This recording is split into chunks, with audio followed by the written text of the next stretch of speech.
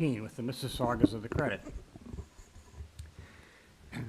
There's a fairly lengthy introduction, which I'll try to abbreviate a little bit for all of us, but I think everyone is aware that these hearings are done either in person or virtually. So people and applicants can make their presentations in person, or they can do it by by phone, by a computer. And so what's going to happen is that we're going to, if you're coming in virtually, we'll probably put you on mute until such time as we're ready to hear from you in your application. For both in-person and virtual participants, the committee staff will share presentations that were submitted in accordance with the written submission deadline. Those participating through WebEx aren't allowed to use share screen or any other kind of control, otherwise we will we'll freeze you. Receiving a copy of decision of the committee. If you want to get a copy of the decision of a particular item, people attending today who want to get a copy, you must fill out a written decision request card, and those participating virtually, they need to submit a written request for a decision by email. Please ensure that you include your name, address, and email address, because the Committee of Adjustment and the Toronto Local Appeal Body will be sending notifications and appeals by email. If you don't agree with the decision today and you want to receive a copy, you may be able to appeal the decision to the Toronto Local Appeal Body, it's called TLAB, or in some limited circumstances to the Ontario Land Tribunal. However, the provincial government amended the Planning Act and generally removed rights of third parties to appeal Committee of Adjustment decisions. Now only the applicant, the Minister of Municipal Affairs and Housing, specified persons and public bodies, as those are named in the Planning Act, are permitted to appeal decisions of the Committee of Adjustment. And appeal instructions are always set out at the bottom of the decision. Okay, a word about procedure.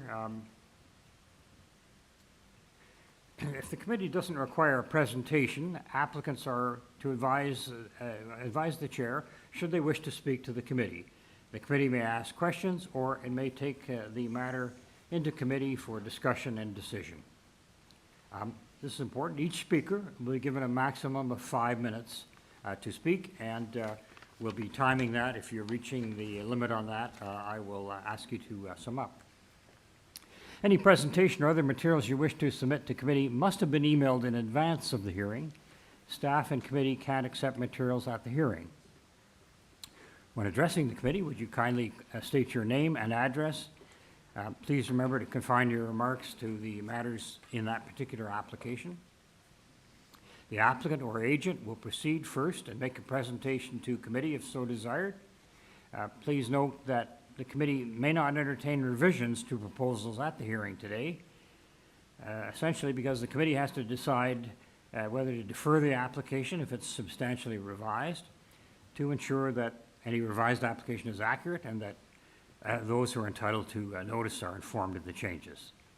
Then individuals, either in support or opposed to the application, will be invited to speak. Generally, we'll call on speakers who are here physically in the room, and then we'll turn to speakers who are coming in through WebEx. And of course, committee members may ask questions of any speaker.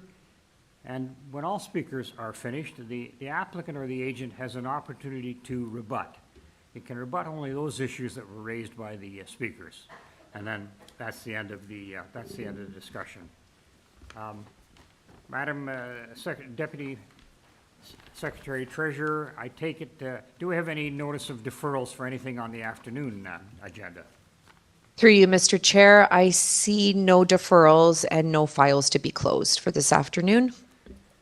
Thank you for your help. That's good. All right. Well, we'll be turning to item 18, and the address is 269 Brunswick Through you, Avenue. Mr. Chair, can Yes. we just check if there's any declarations of interest for the afternoon Sure, items? certainly. Members, just checking. Any declarations of interest? Any conflicts of interest? No, I'm seeing no. Thank you. Okay.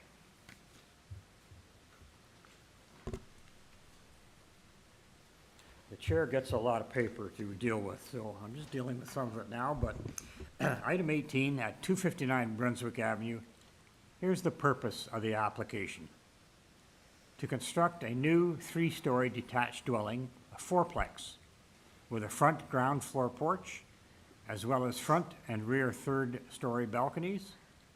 Also to construct a new 2-story ancillary building, brackets, containing 1 laneway suite on both levels in the rear yard abutting the laneway. There'll be a total of 5 residential units on this lot. Here's what material has come in or been communicated to committee already. We have a copy of the minutes from June 5th, 2024 hearing and the materials that were submitted there. We have a plan of survey, a site plan, floor plans, and elevations. We have a revised site plan, floor plans, and elevations. We've got a revised zoning notice received July the 11th. 4 photographs of the subject property, a tree protection plan. In terms of commenting agencies, we've heard from Transportation Engineering. There's also a staff report from Urban Forestry. There's opposition to the application, and we have correspondence from a number of people. I'm just going to put the addresses. So they're at 277 Brunswick Avenue, 271 Brunswick Avenue, 491 Brunswick Avenue, 273 Brunswick Avenue, and finally 59 Sussex Avenue. Materials in opposition were also received from an Ehrlich Tepes and Dorothea Gott at 271 Brunswick. So, all right. Through you, Mr. Chair, we have the agent online, and we have a few registered speakers here in person. Thank you. In person, very good. Just, thanks. Just get my afternoon up here.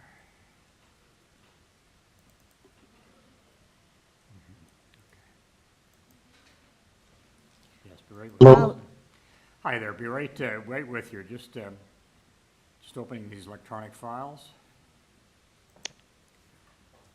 Yes, thanks. So the agent or applicant like to identify themselves, please, and give us their address. Sure. Hello to you, Mr. Chair and the committee members. Thank you. My name is Ali Shams. I am an architect and the applicant for this project. My address is 1100 Shepherd Avenue East, Suite 309, Toronto, Ontario, M2K2W1. All right, thank you. I see that there are 11 variances that are requested. Yes. And there are to be a total of 5 residential dwelling units on this lot. Why don't you give us a concise kind of overview of your application here and explain what's being built or changed? Sure. I believe this proposal for construction of a 3-story fourplex dwelling and a 2-story laneway suite at the back of the lot is minor in nature and in general meets all 4 tests. The requested variances are essential for the development of a well-functioning building. In a short presentation, I'm going to describe the merits of this application and the nature of the site, which made us make such design decisions. As you may know, this application was deferred from the previous meeting on June 5th, 2024 to today's hearing. Yes, we saw that. Meeting. Yeah, following the neighbor's request to postpone the hearing. We initially requested 11 variances for development of both dwellings, 10 variants for the fourplex dwelling in front, and 1 variance for the laneway suite at the back. Recently, we received communications from the planning department requesting to revise the front yard landscaping and access to the basement. With the revisions we made to the drawings and specifically the front porch and the front yard landscaping, we will remove 3 variances from this list, which are variance number 4, 5, and 8. These variances will be removed. and we'll improve 3 more variances, including number 4, 9, and 10. Yes, I think you should. 4, 5, and 8, yes, we're just going to get to them then. Yeah. Here's variance 4 then. It's a platform without main walls attached to or less than 0.3 meters from a building with a floor no higher than the first floor of the building above established grade may encroach into the required front yard setback 0.75 meters if it's no closer to a side lot line than the required side yard setback of 0.9 meters. The front porch platform will encroach 15 meters into the required front yard setback. 1.5, excuse me, thank you, setback, and will be located 0.52 meters closer to a side lot line than the required side yard setback. Okay. I'm sorry, Mr. Chair, I made a mistake. We are improving item number 4. Yes, you mentioned it, you're getting rid of it, and then you also mentioned. Yeah, no. We are removing item number 5, 6, and 8. Just a sec then. 5, 6, and 8. Can you just tell us what the changes are? Sure. Do you want to tell us the changes then, 5, 6, and 8? Those variances will be removed, 5, 6, and 8. Okay, yes, but we're just trying to get into more detail. So we got some exterior stairs at number 5. Yeah. And Yeah, the changes include the front porch and the encroachment into the front yard setback, which we have got rid of that. So now it impacts the zoning notice, as I mentioned, the public notice, I mean. Number 5, 6, and 8 will be removed, and number 4, 9, and 10 will be improved. I'll tell you what improvement we are making to the item number. Yeah. Well, just Or- before you do that then, so we covered 5. We just want to take a look at 6 and 8. Just so we'll hear the Yeah. variance that's being no longer asked for. So again, exterior stairs, they provide pedestrian access. Again, this is a question of how the stairs can encroach into a required building setback if the stairs are no closer to a lot line than 0.6. And in this case, of that variance, that would have been right down to 0 meters from the lot line. So that's dropping out altogether. Yes. Yep, okay. And number 8, roof eaves, okay? Yeah. I don't know if you heard any of the discussion from the morning, but there are some issues with roof eaves, and they may project a maximum of 0.9 meters, provided they're no closer than 0.3 meters to a lot line. The roof eaves of the main building will project 0.05 meters from the main wall and be located 0 meters from the side north lot line. So, is that roof eaves variance, as Ernst said, that's completely gone now, is that right? Yes, there will be no roof eaves. Okay, all right. Okay, let's have a look. All right, you said that you had improved variance number 4, so let me go back to That's that. fine. Yeah. And again, So- this is somewhat similar about a platform without main walls, and it's a question of its height and its where it can be in terms of the encroaching in the front yard setback.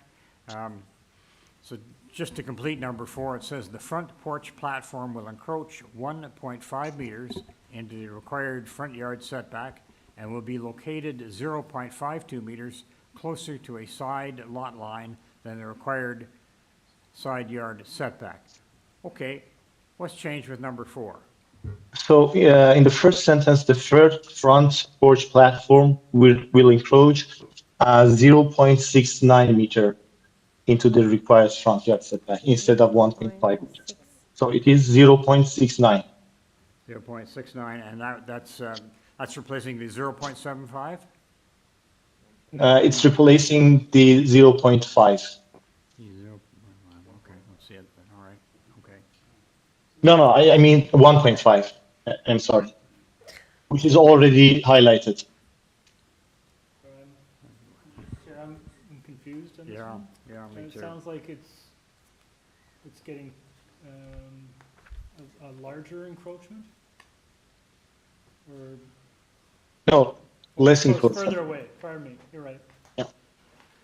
Through you, Mr. Chair, it's being amended from 1.5 meters to 0.69 meters encroachment. Thank you, very helpful. Yeah. Mhm. All right. All right, sir, I'm just wondering sort of how we can do this efficiently.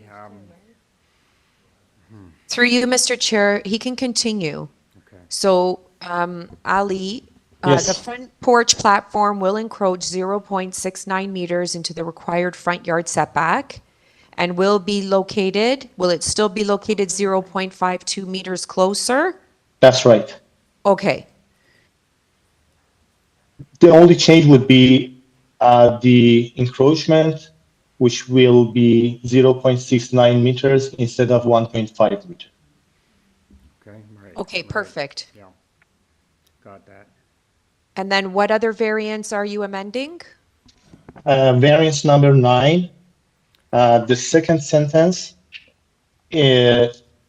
where it reads, in this case, 67% of the front yard will be maintained as landscaping, but we are changing it to 83%, 7.62 square meters. So just to read that so people understand it, this just relates to front yard landscaping, and a minimum of 100% was to be provided. At the time of the variance, 67% of the front yard will be maintained, and now you're saying 83% of the front yard will be landscaped. Is that correct? That's right. And the square meter is 7.62 square meters.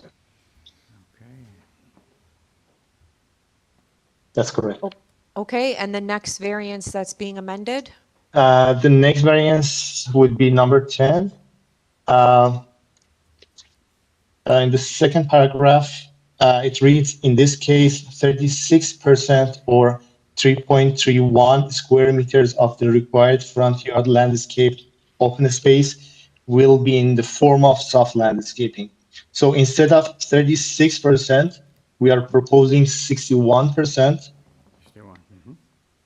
And instead of 3.31 square meters, we are proposing 5.64 square meters. And is that all for the revisions? That's right. Thank you. All right. Mhm. All right, members, questions for the agent here?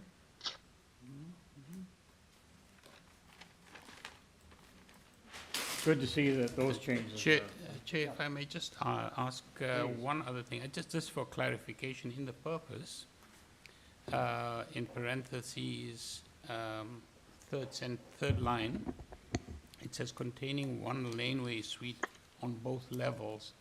So I'm just wondering if the both on both levels is required, or am I just nitpicking?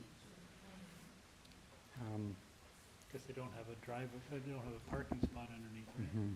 No, I That don't think implies- so. I don't think there's a parking spot. No, I think that's what it implies. that it There's no implies? parking spot. Okay. Or just- Through you, Mr. Chair, we can say that it occupies both levels, if that helps. If it'll make sure that we don't have any confusion, that's all that I was thinking of. Because the way I read it was, it's almost sounded as if there's a laneway suite, one suite on the lower level, one suite on the upper level, as if Okay, there's two suites. So we could amend the purpose by saying also to construct a new two-story ancillary building containing one laneway suite, which will occupy both levels. That would be great, thank Yeah. you. Thanks for that clarification, it's great. Mhm. All right.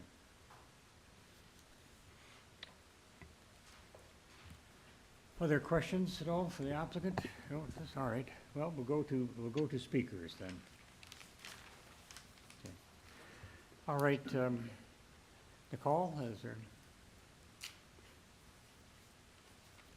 Present speakers present here, very good.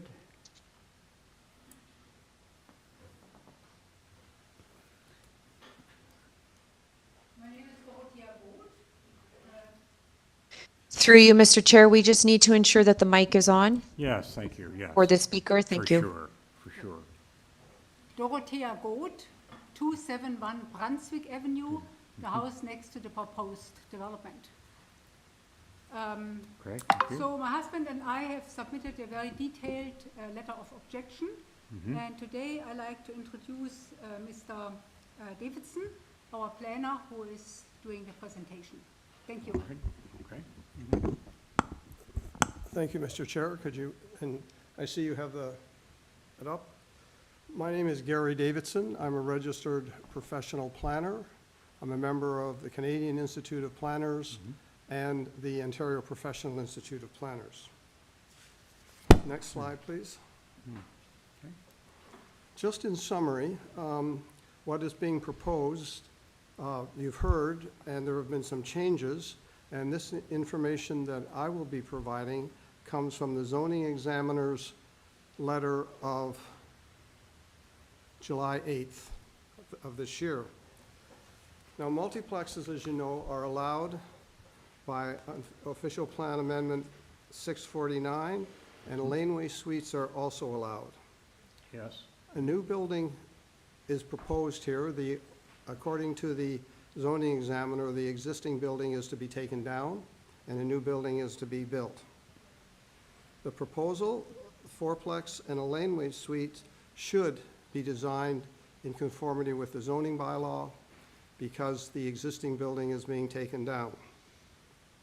The proposal is an overdevelopment of the site, and it requires 9 variances to allow it to proceed. The amended application, you have heard, we met with the applicant. We've also seen the revised plans. Very The good. next slide with the table, please. Next one. This table just briefly shows for everybody the number and the extent of the variances required, and you'll notice that some of them are quite significant. Next slide, please. Thank you. The committee, of course, knows about the 4 tests. It is my submission that the application does not meet any of the 4 tests. Next slide, please. There's varied interpretations of what constitutes minor, but of course there is jurisprudence on this matter, and 3 things have to be taken into consideration. Minor must be taken from its dictionary meaning of lesser or comparably smaller in size and importance, and both size and importance are important. Impacts can be considered, and the impacts in this application, which include damage to trees, shading, reducing of soft landscaping, are in fact, the implications are in fact passed off onto the neighbors. So their development of this site requires the external impacts to be passed off to the neighbors. Zoning bylaw 474203 regulates multiplexes. The slide 3, which showed the variance table, indicated the number of variances, and bylaw 810-2018 regulates laneway suites, and there's a major variance required there. The laneway suite bylaw allows several provisions from the regular bylaws. It doesn't require side yards, it exempts FSI, it doesn't require parking, etc., but it does require an angular plane. And in this case, there is no angular plane. If you go back the 7.5 meters to the wall and then up 4 meters to measure the angular plane, the laneway suite that is proposed has no angular plane. And this is an important variance, and if you turn to the next slide. Next one, please. This slide just shows you the concept of an angular plane. Next slide, please. As I said, there are 8 variances required to accommodate the fourplex, and there is 1 variance required to accommodate the angular plane. The angular plane is a very important consideration. Laneway suites were just introduced, and this is the first laneway suite on this lane. The appropriate development of the land should be considered in conformity with the bylaw. As I noted, there are other issues involved. There are trees, there are setbacks, and there's shading. So in conclusion, the last slide, please. I see I'm just about out of time. Okay. The proposed development does not meet the 4 tests, and given the number of variances, it is clear the design of the building is to maximize economic considerations and not follow the zoning provisions. The approach passes off the impacts onto neighboring properties, and it is recommended that the committee deny this application. Thank you, sir, for your time. Thank you very much. Thank you both. Thank you. And we have further speakers? Yes. Are there any questions for this speaker, Mr. Chair? Seeing none, thank you, sir. All right. Thank you, we'll sir. go there. Do you just push this button? Yes. Through the chair, we have another speaker online in opposition at 273 Brunswick Avenue. Hello, Mr. Speaker. Can you hear me? Yes, we can hear you fine. Can you just state your Thank you.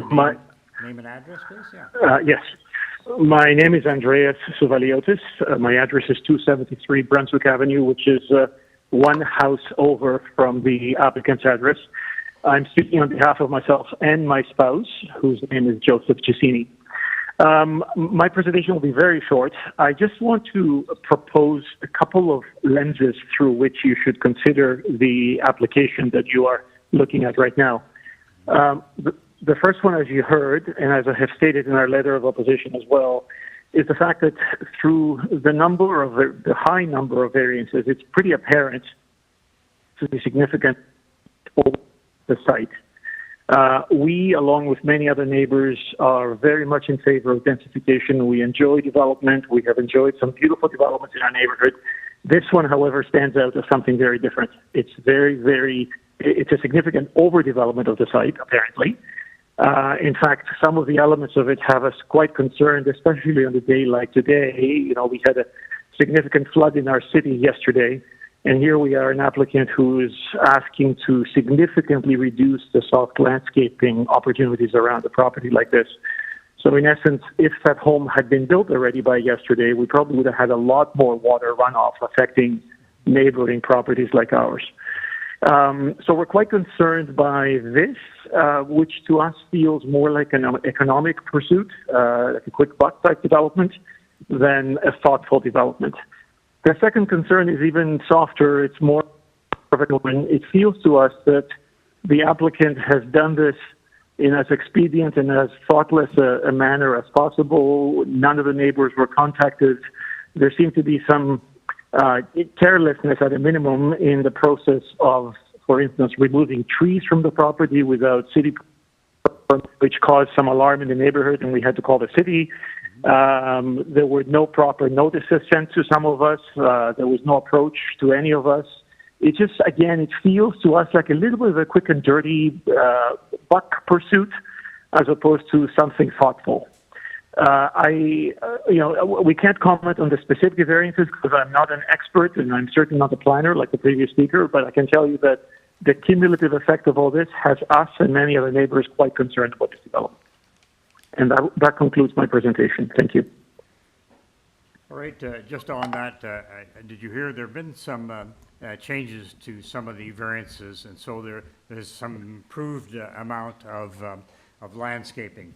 It's not reached the bylaw standard, but it's more than was set out in the public notice.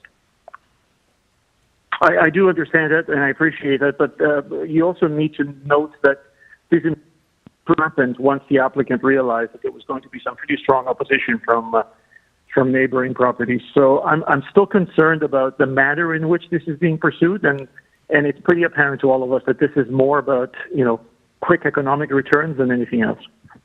All right, thank you, sir. All right. Yes. Thank you. Further speaker? Yes, yes.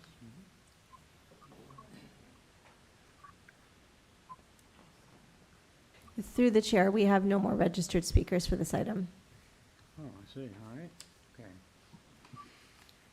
All right, we'll go back then to the applicant again.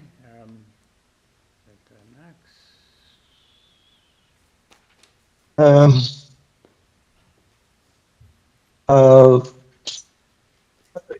The second speaker mentioned that we haven't contacted the neighbors. We had a meeting on June 19, 2024, after the deferral of this application with the neighbor to the north, and we heard their concerns. So it is not correct that we haven't contacted the neighbors. In regards to Mr. Davidson's comments, we know that the proposal needs to be complied by the zoning bylaw, but in some cases, as you know, it is impossible to comply with. It is not my ambition or to maximize economic consideration for this building to propose a larger house or building, but sometimes the site will force us to request for relief from zoning bylaw, and that's why we are here. We are here, and I'm going to speak about the site forces which made us make such design decisions. So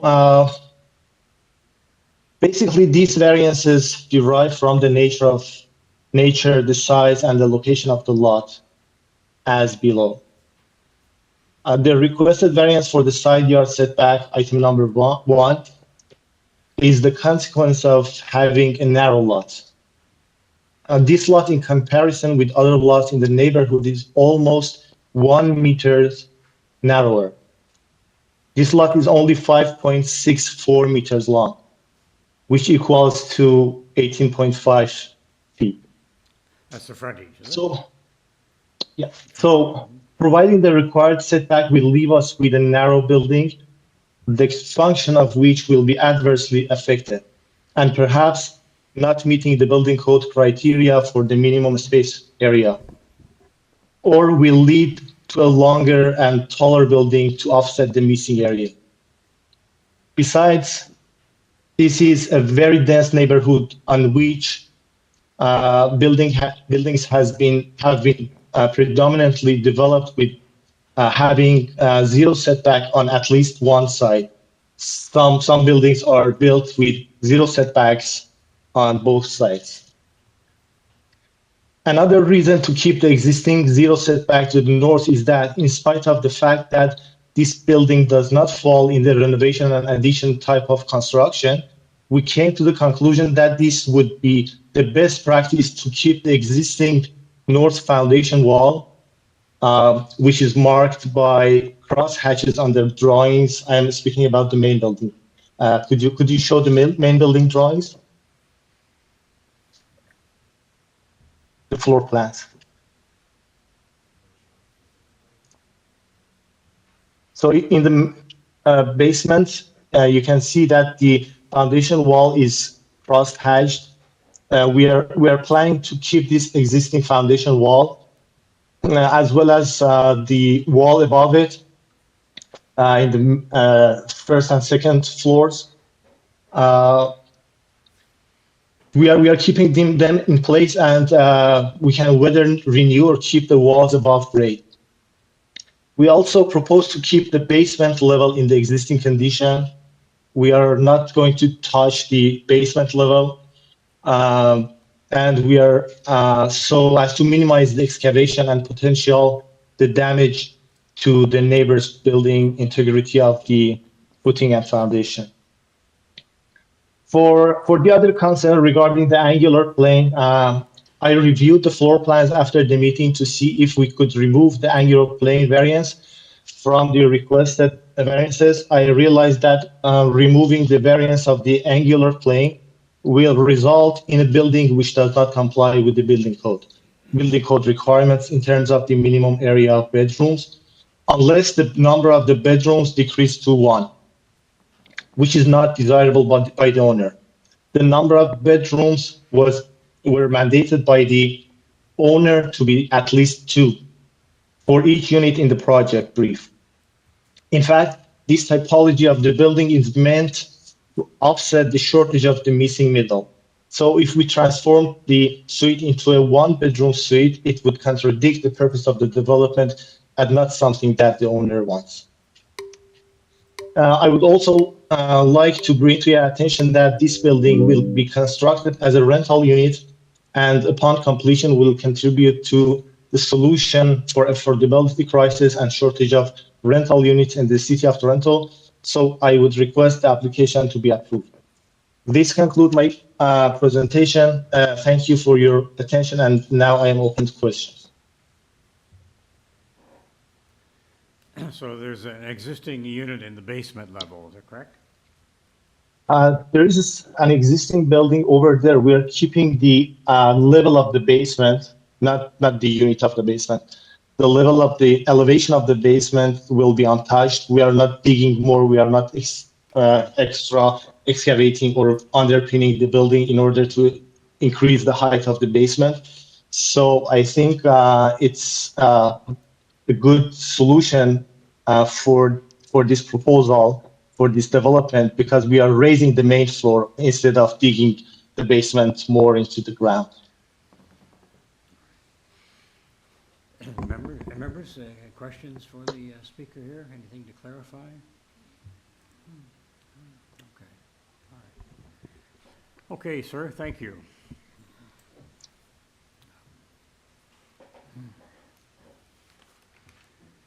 So members, for no further speakers, oh yes, right. All right, let's take this into committee. There are quite a few variances, but we've heard a number of them that can be improved. I won't go back through the numbers, but we have that. What are your impressions of the application? Chair, I can start. Thank you. First off, thank you for coming in, and thank you to the speakers and everyone who wrote in on this one. We listened carefully to your comments and read the material submitted to us. I'll start by kind of stepping back a little bit and looking at the broader neighborhood, and I think it's important in terms of context that this is obviously a very desirable neighborhood in central downtown Toronto. And it's close to all manner of amenities, both commercial and transit and other supportive activities, and not the least of which is, of course, the university. It's not surprising that we're seeing more interest in more density in these kinds of neighborhoods, particularly more for rental accommodation. This area is, I think, reasonably, has a number of existing rentals already, so it's a bit of a mixed neighborhood. So I think it's the kind of neighborhood that is amenable to additional density and amenable to providing more rental accommodation. I think the variances before us, particularly now that they've been adjusted, modified, and I think improved, several variances have been removed, I think in part through negotiation with city staff to try and manage this project a little bit differently. So I think the variances that are before us are relatively minor. I take the applicant's point that it is a very narrow lot, so it's going to be a little bit wider, and you're going to encroach on the side yard setbacks a little bit. One of the reasons there is a side yard setback, there's one window on the third floor, which actually makes it, triggers one of the variances for that side yard setback. I would also note that the laneway suite is almost as of right. It's only the angular plane that is affected on this one. The rest of it is no height variance, no width variance, no length variance. And so it's pretty close to what I think the city is looking for in terms of the design of these kinds of facilities. On the main structure, there is no height variance, so I don't think from a massing perspective it's going to be overwhelming. So From my perspective, while I appreciate the concerns from the neighbors, I think what we have before us is a proposal that is comparatively minor and suitable for the broader neighborhood.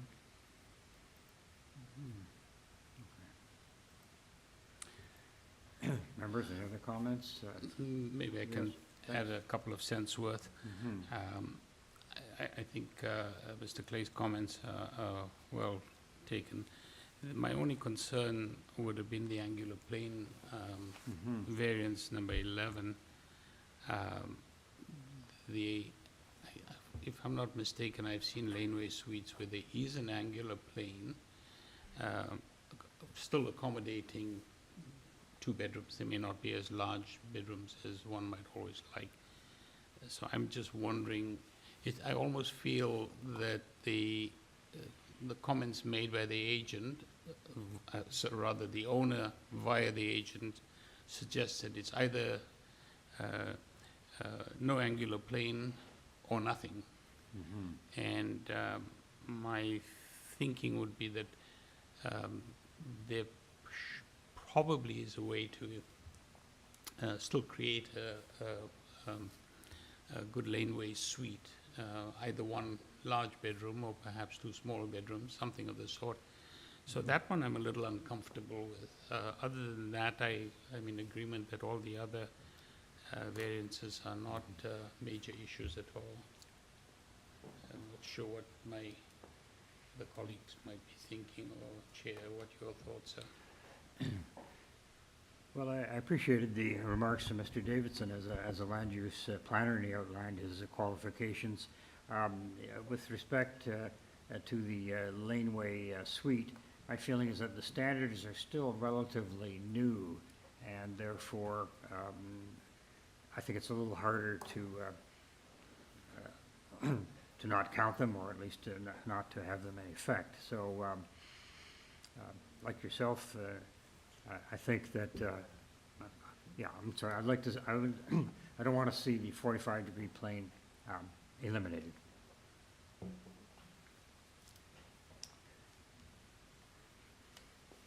Members, any other, I think we've got all the deputations.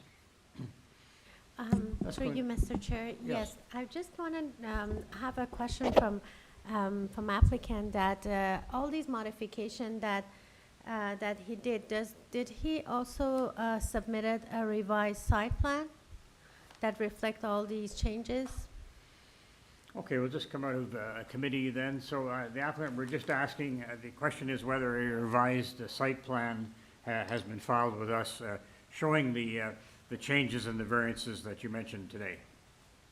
Yes, Mr. Chair, I did. Okay, let's see if we can Thank you. have that and find that.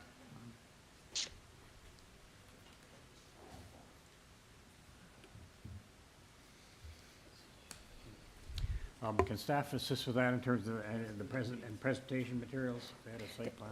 Through the chair to the agent, could you please provide the date that you submitted that revised site plan? Is it the plans from July 3rd, or was there something? That's right. Okay. That's right. It is So from you have July your 3rd. revised zoning notice, which was July 11th, but you had your revised plans on July 3rd. That's right. Okay, thank you.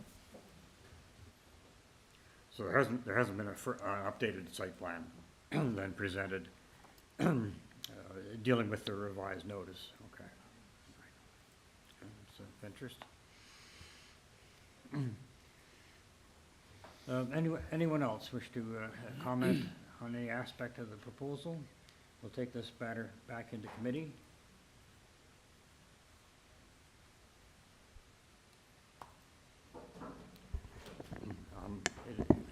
Has been said, you know, part of the annex area. Very nice area, but it is one where, you know, extra density is happening. Chair, I'll just, I don't know if anyone has any further comments. I'll make a motion and we'll see where it goes. I'll make a motion to approve this amended application subject to forestry condition 1, 2, and 3.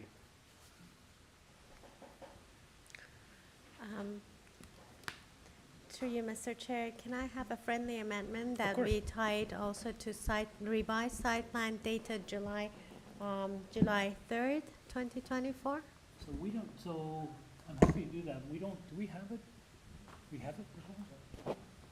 Okay, we have it. Yeah, sure. Tied to site plan. Okay, then I'll second this motion. All right, all in favor of the motion, please raise your hands. Okay. And Nicole and, sorry. Yep. Through the chair, so Member Bayat dissents? Yes. And Member McKay as well. Thank you. All right.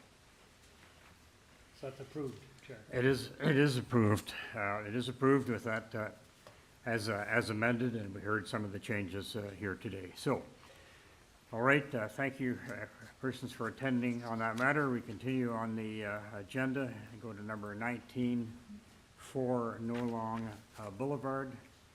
And I'll just get those materials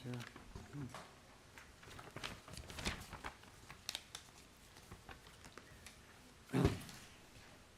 The purpose of this next application at 4 NORLONG Boulevard is as follows: to alter the existing 1 1/2 story detached dwelling by constructing 1-story additions along the south and rear walls, a complete 2nd-story addition, a front integral garage, a front covered porch, front and rear second balconies, and a rear ground floor deck.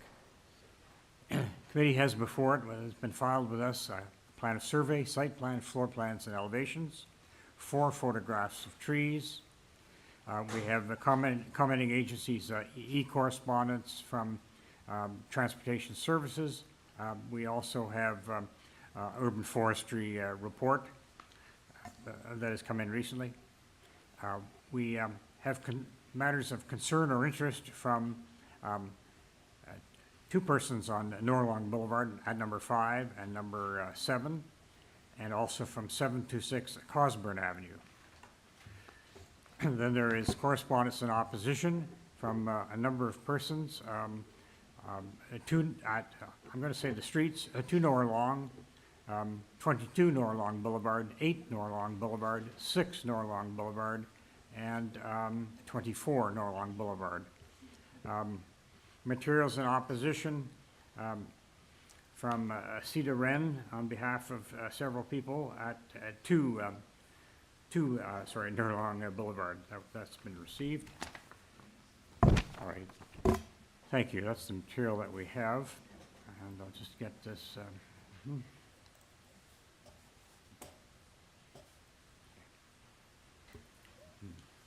Through the chair, so there was a few other letters in opposition that were received from 8 NORLONG Boulevard, 6 NORLONG Boulevard, and 24 NORLONG Boulevard. Just for the record. Yes, I noted that one from 24 and 6. And we have the agent on the line, and we have 2 registered speakers, 1 in person and 1 online. So we'll start with the agent. Thank you. All right, with the applicant or agent for 4 NORLONG Boulevard, could you identify yourself, please, and give us your name and address? Good afternoon, Mr. Chair. My name is Ali Malek Zadeh, and my address is 236 Les Mills Road in Toronto. Could you spell your last name? I'm just trying to get it. Malek Zadeh, MALEKZADEH. All right, thank you. Yes, just taking a quick look at your application here. So you're requesting 6 minor variances. All right. Just taking a quick look at those, sir. All right. Why don't you tell us in a concise way about your application, what you're asking for, and we can cover the variances that you're asking for as well. Thank you, Mr. Chair. The application, as introduced at the beginning, is an addition to the existing 1.5-story building. We have addition to the back of the building, to the rear, and then complete 2nd floor. We have 6 number of the variances. I'm just going by the variance and I'm trying to explain so we understand that what we the nature of the proposal. If I can ask the staff to just bring the plan from drawing number A23, which is the side elevation, so is addressing the first variance. So the overall main wall height on both sides, they are on 7 meters. As you see on this elevation, the left side of the side elevation, which is the south elevation, it just in terms of the design, the roof is set back, the wall is set back, and then at the same time, the roof is also set back. So he's just raised the main wall height at the 30% of the length. So, but the rest of the main wall is on a 7 meter, and then is on they are on and in 100% on the other side. The second, sorry, that was for the second variance. For the first item, the building height is just very minor in above the limited. So a limited is 8.5. As we know, this area they have a shorter requirement. So we just 9.04, and that height was also had approval from this committee on other neighbors, other application. We have some, I went through to the neighbors' concern. I've seen most of the concern is about the driveway and the garage that we propose.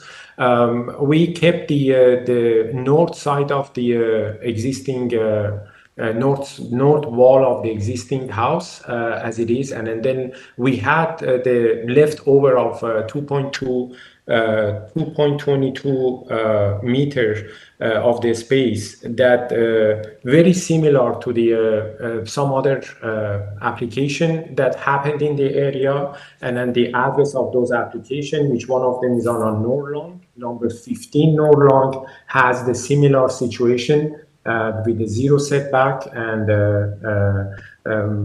very narrow, less than the requirement for the driveway. Number 301, GLEN mount, which is the just road behind the NORLONG. They have similar situation. Number 312,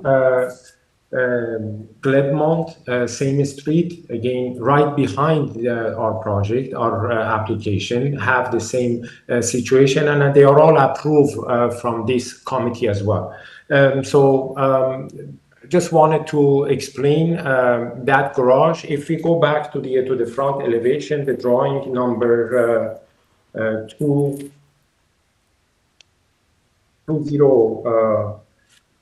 I think it's going to be 201, I think. A2.0, the next one, the top one, yes. As we see on the left side, that's the leftover at the ground. We are using it as a garage.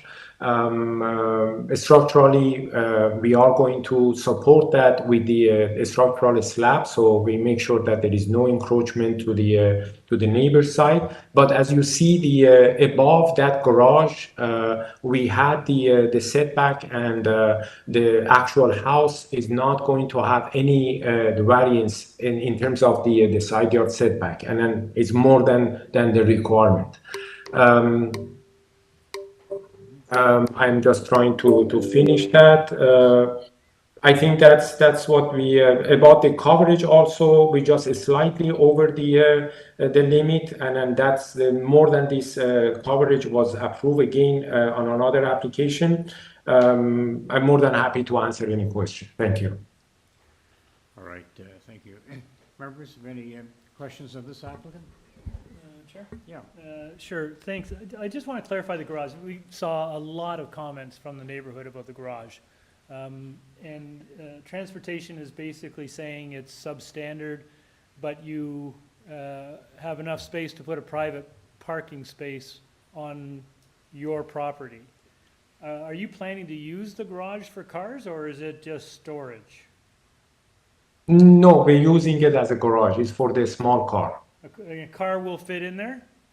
A small car, yes. Okay. Anyone else? Okay, then go on to a further speaker then, please, from some of the opposition. Through the chair, we have speakers here in person. We'll start with them. If you could please come up to the podium.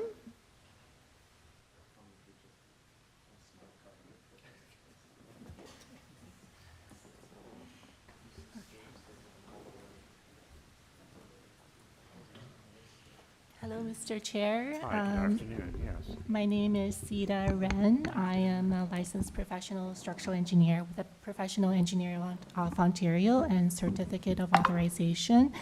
I represent the south neighboring property of 2 NORLONG Boulevard. So if we can pull out up the presentation, please. I'm sorry, I just couldn't pick it up. That's it, yeah. Sorry, your credentials include, you're an engineer? Yes, correct. I'm an engineer. And architect, here, are you an architect as well? No, just a licensed professional engineer, yeah. All right, sorry, please proceed, yeah. Yeah.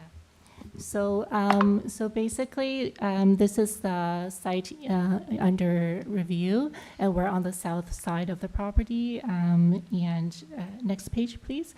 Our main concern is number 1 on the 9-meter wall height, and number 2, variance number 1, variance number 2, the 9-meter wall height, and variance number 4, which is the 0 side lot line setback. So these are photos from the neighborhood, and pretty much none of the neighborhood new builds have the 0 side lot line setback. Next page as well, showing the same thing, no 0 lot line setback. And then on top of that, there are a bunch of critical issues with that setback. So one is the structural issue. A vertical line shows the property line, and if you look underneath, there's the footing and the weeping tile, which will encroach onto our property, which is not acceptable. Number 2 is the fire code. So basically the distance between our wall and their proposed new wall will be only 0.9 meters. However, due to the OBC fire code, it requires a minimum of 1.5 meter distance for a safe distance for the fire, since we have 3 windows facing the neighbors. Number 3 will be constructability. So during the construction, excavation and manpower and machinery will go onto our property. That is necessary for the construction of the new structure, which we cannot tolerate that. Number 4, foundation. So our foundation will set a little bit lower compared to their foundation, and the distance is very close. So during excavation, it will likely damage our foundation, including the weeping tile and the waterproofing. As well, their proposed new foundation will have an angle of repose, which will cause more surcharge load onto our foundation, and our foundation is not designed for that. Number 5. So this is the wall that's facing the proposed structure. It will have 3 windows. It has 3 windows there. With the building that is so close to us and very high, it's going to block off the sunlight significantly. So that will cause pretty major health issues to our the owners. One is being that the sunlight can not get into the house. And the second one would be that there will not be enough sunlight to prevent the proper evaporation of moisture for the house, which will cause more mold buildup along the windows and the walls. Next page, please. So number 6 is the water damage. So the gutter for our property needs to be cleaned every year. Otherwise, the water will seep through and get into our house and causing water damage. And because of that, we need enough room in order to do the maintenance every year. So with this structure being so close, we cannot access the gutters and do the cleaning every year. Number 7, similarly, for any types of maintenance or construction, any machinery that needs to be accessed through that area cannot be completed. And because of the narrow space, it will be pretty much considered as it will be considered as a small, narrow space entry for any of the workers that needs to enter into that area, which is very dangerous for them. Also, there was a lack of consultation with the neighbors. Number 9, please. The parking area, this is the current situation of the parking, and there's been a lot of vehicles in front of 4 NORLONG Drive. Sorry, just almost done. And the proposed 2.2 meter garage cannot house any vehicles. It is considered more of a storage area as anything else. So it actually cuts into the amount of parking space that's available for this property, which means there will be more cars parked onto the streets in the future, which can be dangerous for the bicycles or pedestrians. Just want to conclude that the 0 side lot setback cannot be done due to these reasons, and it is more reasonable to follow the zoning requirement of 0.9 meter setback. As well, the 9 meter high building, it's not acceptable because it will encroach, it will block out the sunlight, and so please follow the 7 meter height of the structure. Thank you. All right, thank you. And it's your remarks or your testimony that in terms of the garage, it's your opinion it could not accommodate a vehicle. Correct, yes. A normal size vehicle cannot fit through the 2.2 meter wide garage. Can I add one sentence? Currently, on our street, there are several same or bigger garages. But at any given time you go there, you will see cars that don't park inside, park either on the street or in front of their garage. That's the reality. You can go there anytime. Thank you, sir. Questions for the speakers? All right. Thank you very much. We'll hear if there's an additional speaker.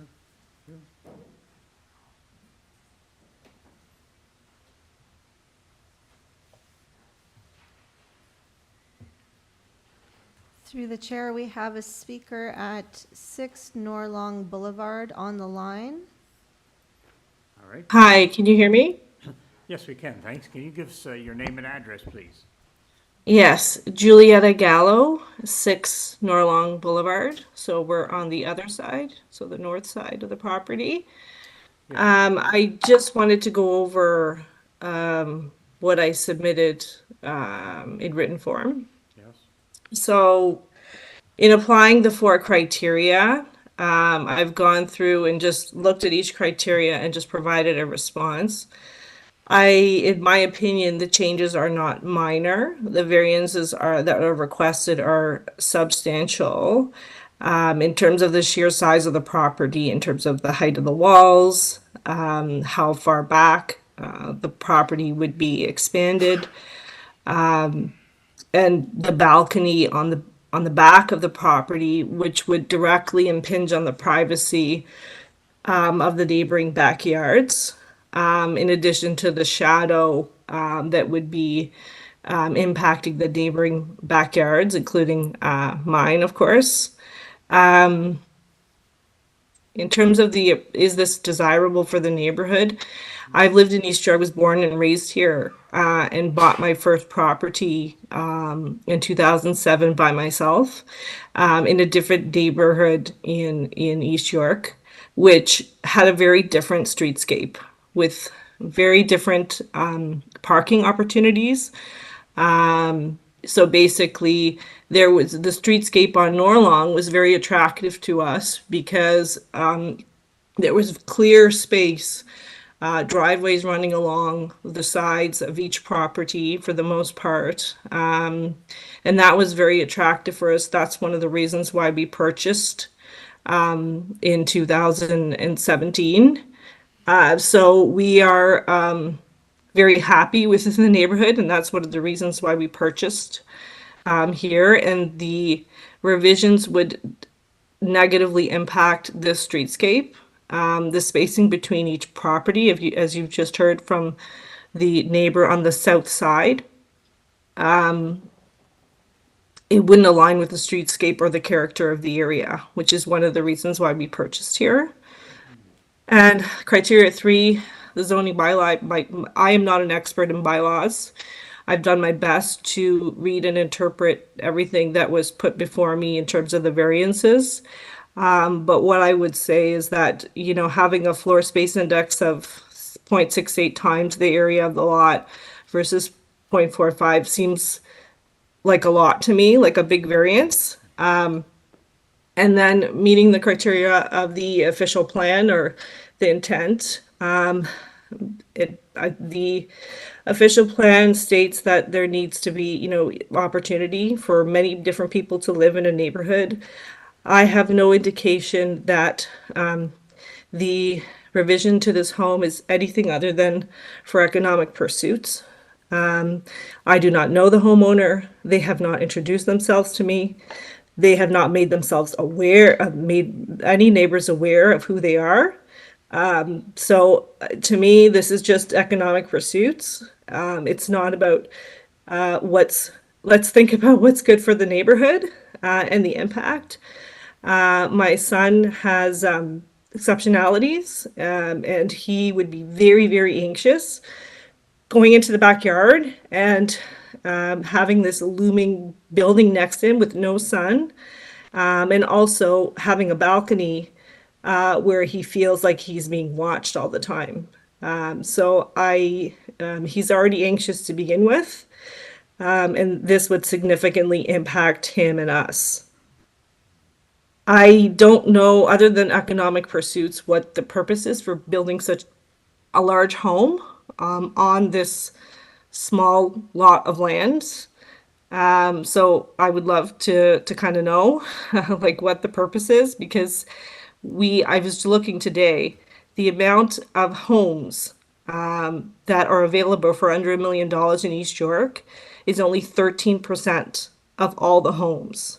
So, and homes that are 2 million plus are just sitting there on the market. Nobody's buying them. So what is the rationale here for building this huge home on this small lot? I just don't understand. And we really need, in terms of the parking situation, we really need to make sure that we have adequate parking. It's one of the reasons why we moved here, because we do have visitors here with respect to my son, and there's people with disabilities, etc. So anyway, I'll stop there. My 5 minutes are up. All right, thank you for your remarks. And members, any questions for the speaker, please? All right, seeing none. Nicole, I take it there's no further speaker? Yes, all right, okay. All right. Okay, so we'll go back to the applicant then.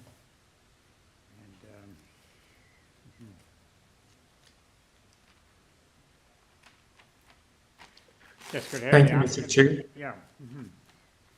Thank you, Mr. Chair, and I appreciate the concern of the neighbor. I both neighbor letter, also the other neighbors letter as well, and I understand that the nature of the concern, obviously, most of the houses in both side, they are original, houses, and there was no construction happening. And as a neighbor, everyone wants to know what is happening. They are concerned about any construction. I appreciate that, and I understand.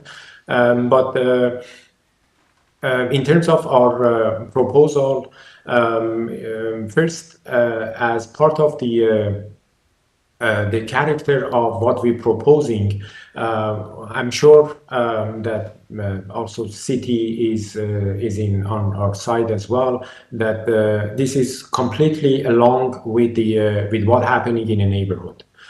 We are not proposing anything over and beyond, like a very modern or out of character of the neighborhood. We're using brick as a material, siding, and then we have a slope roof that is worked with the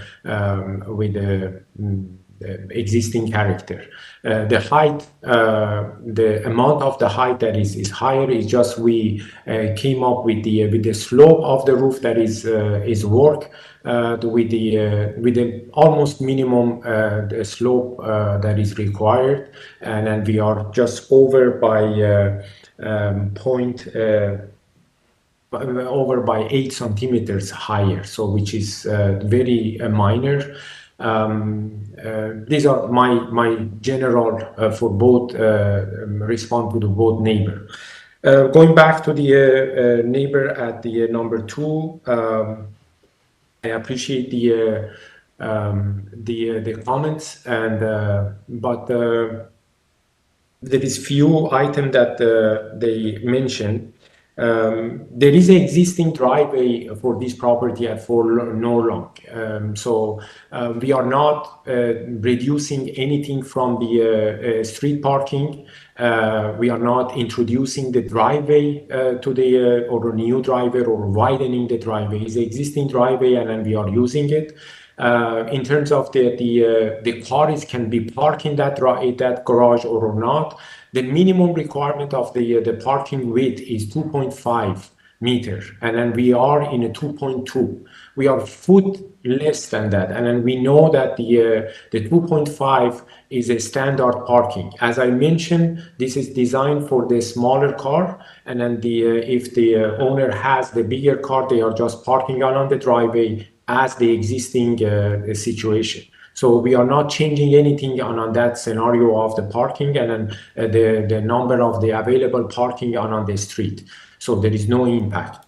In terms of the zero setback, we understand the zero setback, but we have a plan for that construction, and we don't need to use neighbor property. We understand the encroachment and using other people property. At the same time, if they have any maintenance on their side, we are not using our neighbor property to maintain our house and then building. So we have access to the backyard from the other side, and in terms of the fire, that wall is going to be a non-combustible construction, so it's fire rated according to the code.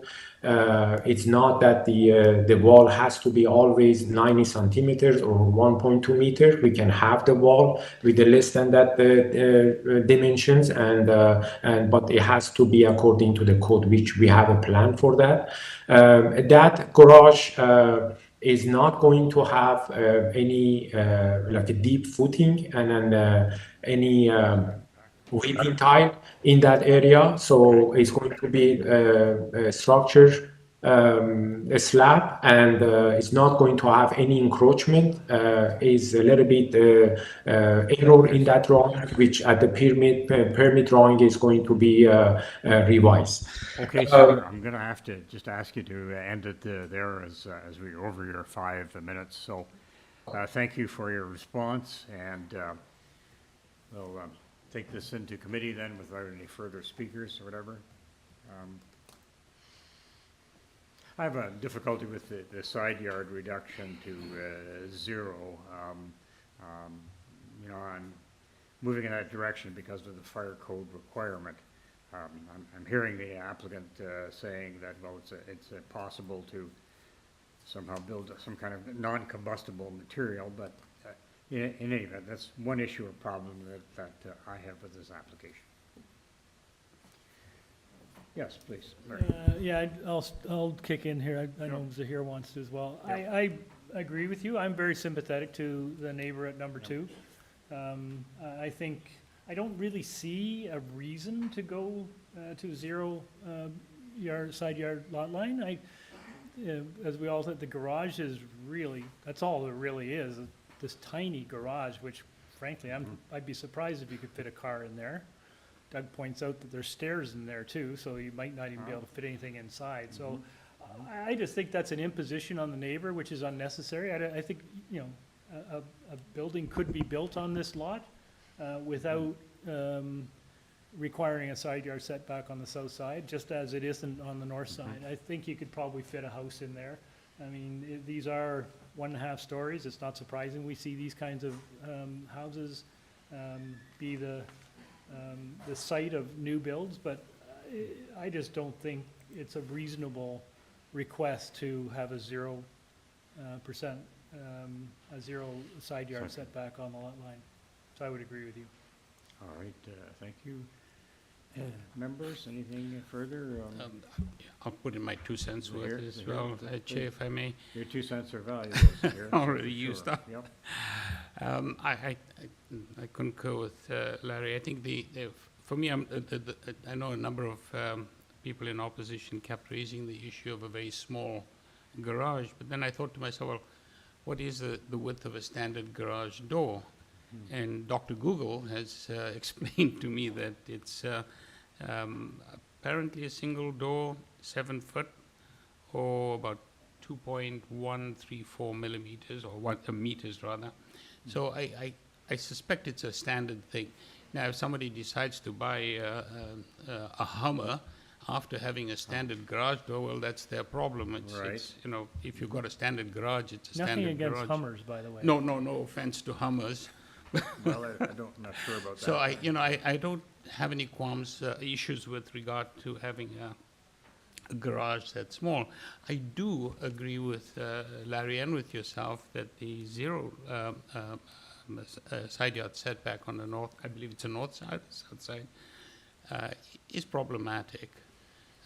Do you have to do it if it's a new build, or it's not a completely new build, but I think that there's possibilities for having a side yard setback that would be more acceptable. So I'm not sure if the applicant would like to look for a deferral and go back in the drawing board, or it would be refused, I suspect.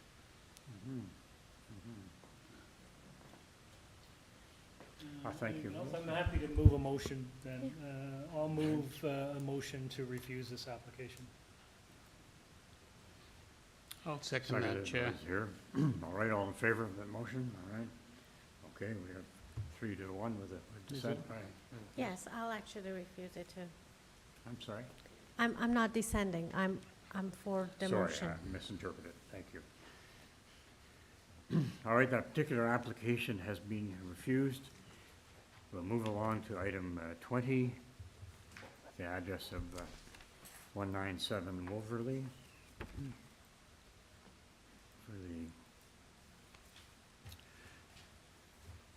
Let's get to it.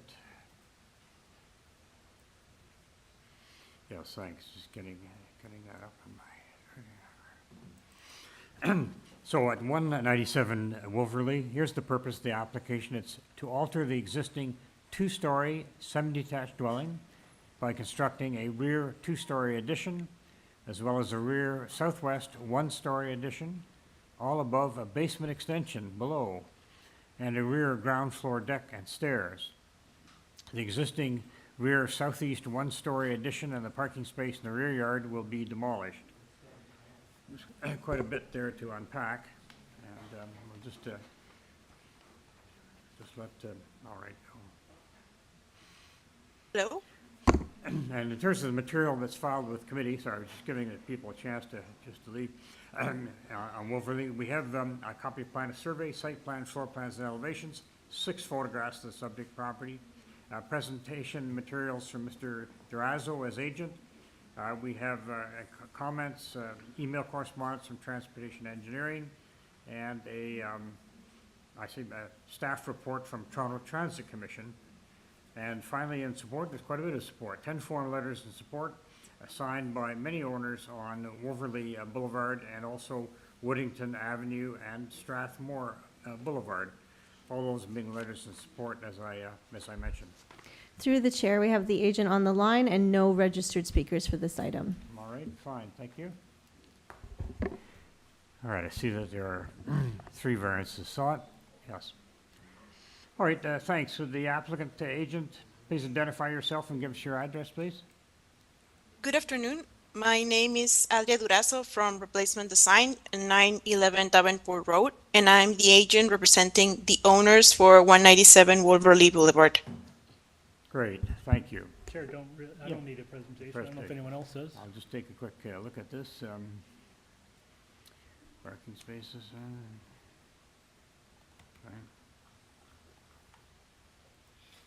Okay. Members, any request for a presentation, or do you have a question that you would like to direct to the agent? No. Yes. There's other space. Through you, yes. Through you, Mr. Chair, just an explanation regarding variance number 1, the north lot line of 3.42 versus 5.39. Yes, in this case, the adjustment is necessary because there's already a porch in place, and the variance is only needed because the porch will be integrated into the interior space.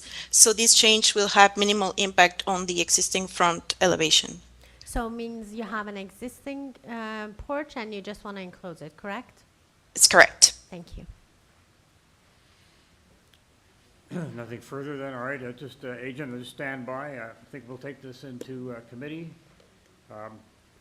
3 variances, there's been an explanation for variance 1. And the rest is. Members Wilkins or Byatt? Oh, Yeah, if there Azilis, is, please. yes, if there is no other question, I'm ready to put forward a motion. Please And my proceed. motion will be to approve this application subjected to the condition of a TTC staff report dated on 4th of July 2024. There are 4 different staff report, and transportation already have no condition. And that is my motion. Is there a seconder for that motion then? All right, yes. Please go ahead, Doug. All right, you second that motion? All right, all in favor then? Sorry, I missed it. All right, the variances are granted. You have your approval on that property. Thank you. Item 21, Glen Davis Crescent. Let me just get to it for a moment.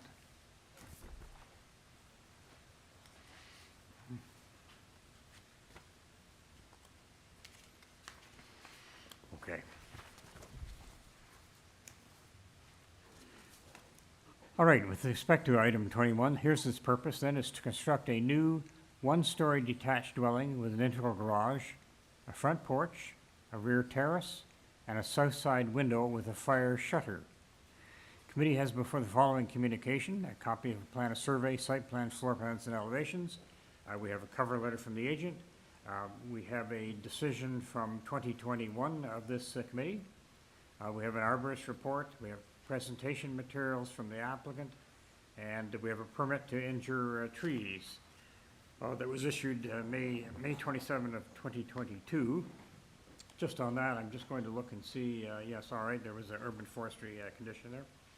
And in terms of other comments, we've got a staff report, on urban forestry condition. Finally, there's correspondence and opposition from persons at 23 Glen Davis Drive and also 24 Glen Davis Crescent. And again, it's 21 that's subject to this application. Okay. Through the chair, we have the agent on the line, and we have a speaker here in person in opposition. Okay. Right, good afternoon. Good afternoon, Mr. Chair. Yes, could you speak up a little bit, and could you kindly give us your name and address, please? Sure. My name is Lamore Benmore Mizrahi of LB Mizrahi Architect at 321 Hidden Trail, North York, Ontario. I am the architect and agent for the proposed dwelling at 21 Glen Davis Crescent. Thank you very much. And, just having a look here.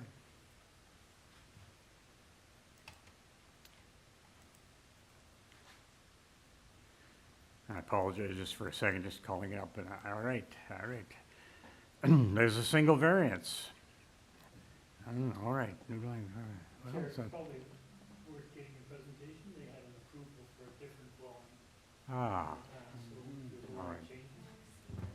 Fine. And there's a speaker. Yes, there is a speaker, yes. Thanks, good suggestion. All right, thanks. Could you give us a concise presentation of what's being built and why you need this side yard variance? Sure, through you, Mr. Chair. If the moderator can kindly share the presentation material on the screen. Great, thank you. I will first speak to the history in relation to 21 Glen Davis, which is located within an established residential community with several two-story infill developments, as well as additions to existing homes. Next slide, please. A notice of decision dated October 20th, 2021 was issued in relation to the construction of a new two-story dwelling. However, due to monetary considerations, the owner decided instead to proceed with a renovation and addition to the existing one-story bungalow. As a result, a permit was issued to reflect this change in the project scope in July of 2023, and the home is currently under construction. Next slide. The original plan was to install a window on the south side inset into the bedroom as shown here. Next slide. Since its permit issuance, the owner requested that the existing window on the south side of the property be shifted to the main wall with a setback of 0.53 meters from the property line, as the permitted window took up too much room in the kids' bedroom. Following a recent letter of opposition from the adjacent neighbor, the contractor had met with the neighbor, Irina, on site to resolve their issues. At the neighbor's request, the window has since been shifted to the other side of the room from what is shown on this plan to mitigate any overlook. This will, of course, be updated at the permit stage. Next slide, please.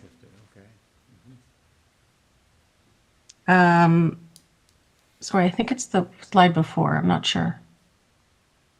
Maybe not. Okay. The site plan shows the new window location on the site plan, which has since been shifted farther to the left. Yeah, that's right. And the next slide shows the front and south elevations for your reference. Again, the windows shown has recently been shifted to the left as per the request of the adjacent neighbors, and photos have been provided, which we will see later on in this presentation. Next slide. The current bylaw requires a setback of 0.9 meters for properties with windows and 0.45 meters for properties without windows. Again, our variance is for a 0.53 meter setback with a window. And we will be adding a fire shutter as per the OBC requirement, among other things. Next slide. The photos here shown here is the new window frame in its final location, as requested by the adjacent neighbor. As you see, the second story, you can see in this photo the second story neighbor's window on the second story. To conclude, this side yard variance is common in many of the homes in this neighborhood and were approved for homes at 46 Glen Stewart Crescent, 77 Corley Avenue, 50 Corley Avenue, 19 Swanwick, to name a few. We believe that the proposed window addition will not adversely impact the neighboring properties and will enhance the functionality and aesthetic of the existing structure. The window placement has been carefully considered and coordinated with the adjacent neighbor to maintain privacy and minimize any potential impact, and is there only to provide light and ventilation to a child's bedroom. In conclusion, the proposed dwelling is appropriate for the development of the lands and meets the criteria set out in the official plan for low-rise residential. When taking into account the requested minor variance in relation to development on the street, it is our opinion the general intended purpose of the zoning bylaw is maintained, and the requested variance is minor in nature. We maintain our application meets the four tests and respectfully seek approval for the relief of the variance of the proposed dwelling brought forth to you today. Thank you. All right, thank you for your presentation. Can you just describe the fire shutter? Is this like a metal piece? I'm just not familiar with it. Yes, it's a standard for any property that is below a 4-foot setback from the property line with a window. So whether or not it was a 0.53 or 3 feet, it doesn't matter. If it does have, if it's that distance from the property line and you do have a window, you will need a fire shutter. That's just to protect the neighboring properties. That makes sense. Is it metal? I'm not. Oh yes, it's a it's a metal shutter basically that sort of comes down the minute it senses any carbon monoxide in the air. Thank you. Good presentation. Members, any questions for this applicant? See none. All right. I think we can take this into to committee. Through the chair, we have a speaker here in person sorry. at 23 Glen Davis Crescent. If you could please come up to the podium. Sorry, Aaron. I did have a note and overlooked it, so thank you. Yes. I knew this was going to be a difficult day, but what I just heard is a complete shambles of what happened. And, okay, my name is Irina Lewicka. I live at 23 Glen Davis Crescent, which is the adjacent property. I am here with my husband, Yasuaki James Meimer. I can't believe what I just heard. But anyway, I did prepare my comments, so I will proceed, and you will get my side of the story. Very good. You have 5 minutes. I timed it. I will begin my remarks by emphasizing that this is the second Committee of Adjustment hearing for this property. I registered a letter of opposition and spoke at a virtual hearing 3 years ago in October 2021 for the original two-story plan, which had a 0.9 meter side yard setback and several windows in the south elevation wall. I was not entirely familiar with Committee of Adjustment procedures, and this was during COVID, and perhaps unsurprisingly, the requested variances were all approved with no changes. After the hearing, there was a long period with no construction activity on the property, but in October 2022, the electricity and gas lines were disconnected. This hearing is in reference to the not July 2023, May 2022 building permit. But we wish to state that the revised plan only came to our attention in July 2023 when a for sale sign appeared on the lawn. The Realtor website showed 2 listings for the property. The lot and existing vacant building were being sold with a choice of either the approved 2021 two-story plan or, to our great surprise, an approved one-story executive bungalow plan. And obviously no sale took place because here we are. In October of 2023, Mr. Patel informed us that he would be proceeding with construction of the bungalow to be occupied by his sister's family. Soon after demolition began, I requested and received a PDF of the building permit. This was October 2023. I was informed at that time that all the 2021 variances were transferred over to the 2022 plans, so that now precluded us from voicing any concerns about the revised plans. Extensive excavation and shoring took place over the winter of 23-24, and on April 30th this year, the foundation was poured a few days after this application was filed. On May 11th, the south elevation wall was framed without the inset window in the approved drawings on page A11, which she did not include in her presentation. Instead, the framers cut out an as yet unapproved window opening. Ms. Mizrahi states that the window placement was carefully considered to maintain privacy and minimize any potential impact on adjacent properties, but at no time were we, as the most adjacent neighbors to the window, consulted during this design revision. The drawings for the proposed window with fire shutter in the Committee of Adjustment package are dated May 13th. On page A3.0, you will see that the measurement from the east corner of the south elevation wall to the center of the window opening is 26 feet 2 inches. This is the first window opening. On May 16th, I emailed Adam Patel to inquire why there was this opening framed into the south elevation wall, and he informed me at that time that a variance application had been filed and I would receive a letter eventually. On May 21st, I emailed Mr. Patel and attached a photograph showing that there was overlook from our second floor hallway into that room. I was naive enough to believe that if I informed him that we had overlook from our second floor hallway, that he would not proceed with the window revision. On July 5th, the framers covered up the first window opening and cut a second window opening, which measures 28 feet 8 inches from the east corner of the south elevation wall. This was clearly triggered by the information I provided about the overlook. Please note that Ms. Mizrahi's presentation contains photographs of the second window opening, but her measurements in her plans are for the boarded up window. On July 9th, one day before the deadline for written submissions, Mr. Patel hand-delivered the minor variance package to our address. Due to the short window of time between receiving the package and the July 10th deadline, I did not discover this discrepancy in time to put it in my written comments. We also want to note that we had photographs in our presentation that the setback did not actually measure 0.45, and she's talking about 0.53, which is the windowsill, not the setback, which is 0.45. This triggered on July 11th an order to comply, and the builder had to get his workmen to chip away the foam over the concrete in a effort to meet the criteria for setback.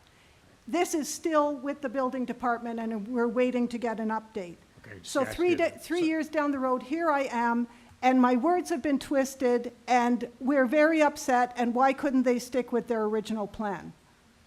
All right, thank you. Members, questions for the applicant? I'm not sure I understand the whole window situation, but were you concerned about overlook into your property from? Absolutely. I sent him a picture showing from our upstairs hallway, we could see right into that room at the framing stage. And she did not show you that there was a plan to have a fire-safe window opening. She did not put that in her presentation. Sorry, so your concern is that you can see into their place Yes. as opposed to them seeing into your place? We can see into theirs, so why would they want that? But for another thing, But why does it's that? not a fire-safe situation with a 0.45 setback. Like, they have a huge lot. It's a 40-foot wide lot, but the builder insisted on using as much of the lot as possible for the home, and now he's got no setback on either side.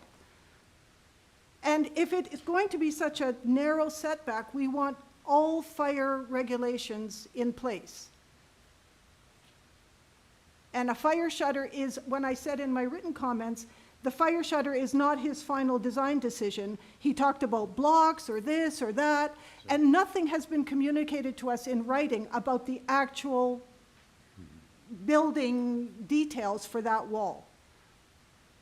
So it's really a side yard issue for you then? Is that Yes. it? Side yard. Yes, very much. You wanna- And, you the wanna push more. excavation caused our walkway to collapse, and he has to deal with that, but that's not for this committee. But the fact that he thinks I instigated that we had some lovely conversation about this is pure you-know-what. Okay, all right, thank you, great. I don't think there's a further speaker, no, so, all right, we'll go back to the agent applicant, and please to reply to that. Ms. Mirati. Through you, Mr. Chair, thank you. Firstly, I'm very sorry for upsetting Irina in any way.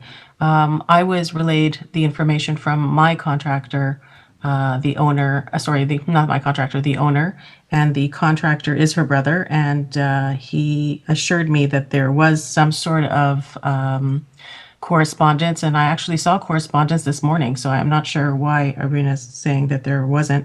But regarding the setback as it is today, There was a surveyor on site. A letter was provided today to the owner, and I forwarded it to, but it's too late to send it to committee, confirming that we are in fact 0.53 meters from the property line. So I don't know, where the 0.45 came from. And there will be obviously an inspector on site, and that doesn't have to do with committee, but there is going to be an inspector on site, and he will confirm it, and I think that will be resolved very easily. The whole issue with the window was that I guess she did tell the contractor did relay to him that there was an issue with the window location because she was looking into the bedroom, and so he shifted it. It's just framed. There's nothing really set in stone. There's no window ordered or anything. I'm not sure what Is the window particularly large? Is it? No, it's a regular window. It's a bedroom window. You see it in the photos. It's actually just a regular bedroom window. And so now instead of being what you see on the screen currently, it would be shifted to the far other side of that room. And so really far away from any overlook. It is shifted. I mean, you can see it in the photos. With respect to fire shutter and fire resistance ratings and any of that, that all will go into when we go in for permit. The city will not allow us to do anything that is against that the OBC, the Ontario Building Code regulations. So she can be assured that that will be taken care of. Absolutely. It has to be.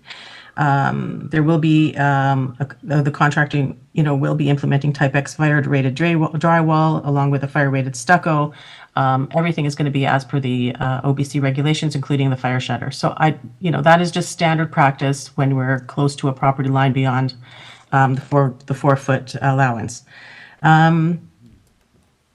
With respect to the package, yes, it was delivered to her and only her. It was going to be delivered to the other neighbors, but the contractor and owner decided that it was, it only affected really that one neighbor, and so that's why he decided to hand it to her, and everything that ensued after that was due to this letter of objection. So there was a response directly after that correspondence. So I think we've tried as much as we could to appease.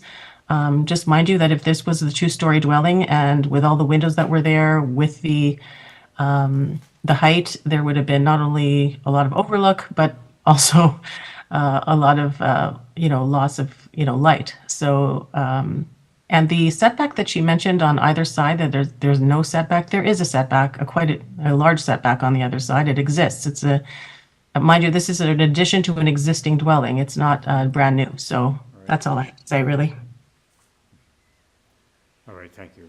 Just a quick kind of process question. Sure. You may have covered it off in your remarks, and I might have missed it, but you're well under construction, you've poured footings, you're building walls, and now you're back to us for a setback variance. So did you have approval to build that close to the lot line prior to us, or? Yes, through you, Mr. Chair. We did have in the previous notice of decision, if you can look at that, there was, where is it? The variance was for 0.45 with no windows. Okay, I'm just, can you? There wasn't any variance, sorry. I don't see a variance there for side yard. Yeah, you're right.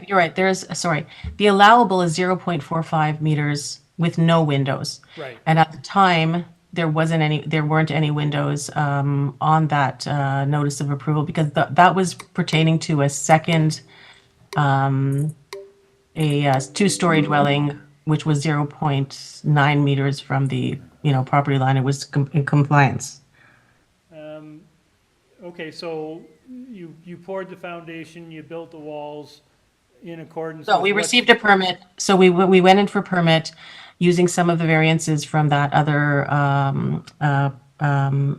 rendition, and then the new permit has the 0.53 meters, but it had no windows directly onto that property. It had an inset window, and you'll see that inset window in my presentation.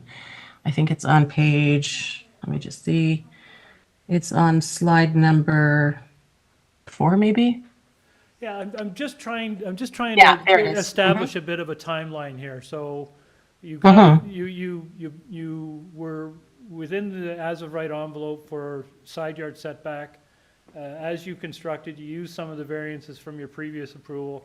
And then I guess you or the architect or decide to put a window in there, and then that triggers this variance, need for this variance. Is that? Right, there's a difference between, if you look at that window inset, the way it's, there's a little window and it's inset into the bedroom.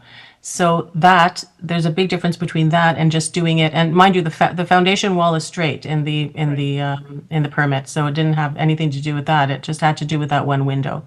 And because we sort of, rotated the window 90 degrees and made it on the actual wall of the building, and decided to implement a fire shutter and to implement all of these things, that is the reason why we're going in for this variance. It's because of the window.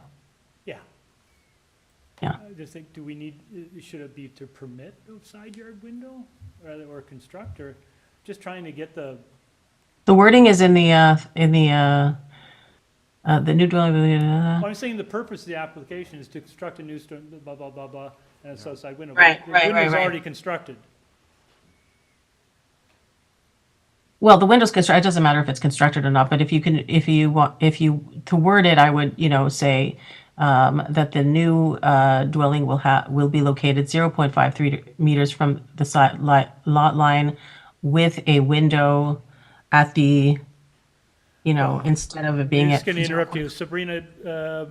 Yeah. I'm Through you, I'm probably Mr. Chair. splitting hairs here. I apologize. Yeah, through you, Mr. Chair. I mean, we can say to permit a new one-story detached dwelling instead of to construct, if that makes you feel better, but I wouldn't touch the wording of the variance itself. Yeah, I think that's probably more, And then, more and accurate. and then the only other thing is the new dwelling is located 0.53 meters from the side south lot line. Right. As part of the variance. So we can do that. Yeah, I don't know what you guys think. It just seems to be more accurate as to the fact that it's actually I think so. well underway, constructed. Okay. And if I might just add, I think I'm glad you asked the question, because the notion of the Is your inset speaker on? window. Is your microphone on? Yes, it is. Okay. Sorry. I think the idea of this variance being triggered by the fact that the window is no longer inset, but it's sitting on the outside, suddenly makes sense, a lot more sense as to why we're here. Yeah. Because otherwise we wouldn't be here. So I think with that change that you're proposing to permit, because this is well underway, it's already fait accompli almost. Oh, all right, and just back to the applicant for a moment. It seems that there's an urban forestry condition, number 2. Are you aware of that? Is that satisfactory? Yeah, I didn't understand it as much through you, Mr. Chair, because of the fact there is a permit already in place for that injury. So we're talking about the tree on that south side. Maybe belts and suspenders then, maybe, but okay, all right. Yeah, exactly. Okay. Yeah. All right, committee? Let's have a motion on this one.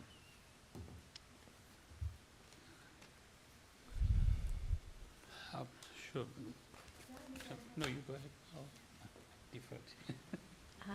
To you, Mr. Chair, after listening to the presentation of applicant and also listen to the opposition, the neighbors, and then with the modification that Madam Secretary Treasurer do for wording of the purpose of the application is to permit a new one-story, and also the wording of the variance, the new dwelling is located 0.53 meter from the side south lot line. I'm actually, and with the explanation that the applicant provided, I'm convinced that this is minor, and therefore I would like to put forward a motion to approve this application, subjected to urban forestry condition number 2. Thank you. Could we have a seconder to that motion, please? I'll second Yes. it, Chair. Great, very good. All right, all in favor? All right, that is passed. The variance has been approved. Thank you very much for everyone speaking on the 21 Glen Davis Crescent. All right, we have two more for this particular tranche. Item 22, and I'll get to it, 429 Brock Street. Right, sorry, just give a,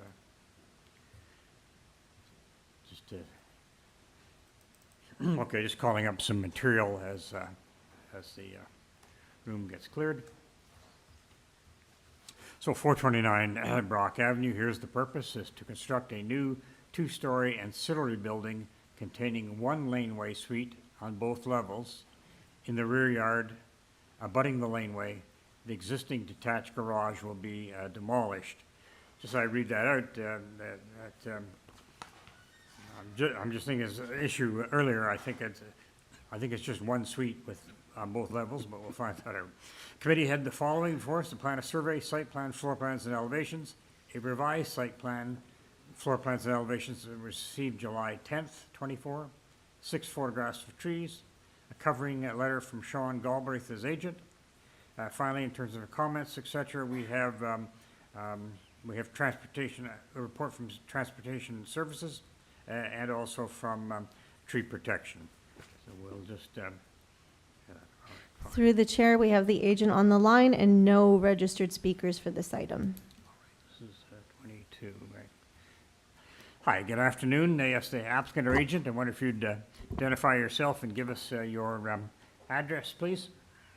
Good afternoon. My name is Sean Galbraith, planner here on behalf of the application, 18 King Street East, Suite 1400. All right, thank you. Okay, let me just get to your, and there are 5 variances sought. Let me just get to this.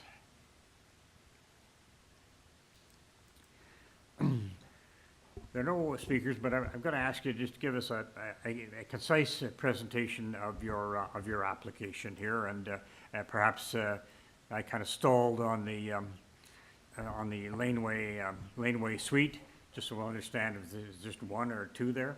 Sure. Yeah. So there's a single laneway suite that is proposed. Okay. We received last week Transportation Services comments, and they had requested that we basically shift the laneway suite about a meter west on the property. We looked into that, and doing so would have triggered at least 3 new variances, including a rear yard soft landscaping variance, which we didn't want to incur. And so the application was revised so that we are retaining 2 of the walls. We're retaining the east and the north wall. There's a revised set of plans that have been submitted and a revised zoning review from the zoning examiner. And so it clarifies that variances number 1 and 2, the setback from the lane, only applies to the second story, not the first story. This has the effect of essentially making Transportation Services requested conditions moot, because the ground floor that currently exists, the existing rear garage, as it relates to the lane, is no longer proposed to change, if that makes sense. With regards to the 45-degree angular plane variance, I know that had come up earlier today. The issue in this case is the dormer. So there is an angular plane that is provided, but the dormer is 20 centimeters wider than permitted. You're allowed 30% of the width of the laneway suite, and this is like 33. It's basically 20 centimeters, a little bit too wide, and in doing so, it makes it no longer a permitted dormer, and therefore it triggers the 45-degree angular plane variance. That dormer width is to allow for just a little bit of extra space in the second-story washroom. The building drawings are included if you wanted to have a look at that. In my opinion, the intent of that is still maintained. It's just because it's a little bit wider, it actually triggers two different variances. The existing footprint of the garage is largely being maintained. It's just being widened a little bit. Just on the 45-degree plane, so the. Yeah. I'm sorry, I'm just trying to think. So it's just part of the dormer that causes. Yeah. Is that it? Yeah. Okay. If I may, if you bring up my cover letter, the last page of my cover letter has just a little, I highlight that little extra bit that is triggering both of these two variances, variances 4 and variances 5, I believe. Yeah, the last page of this, please.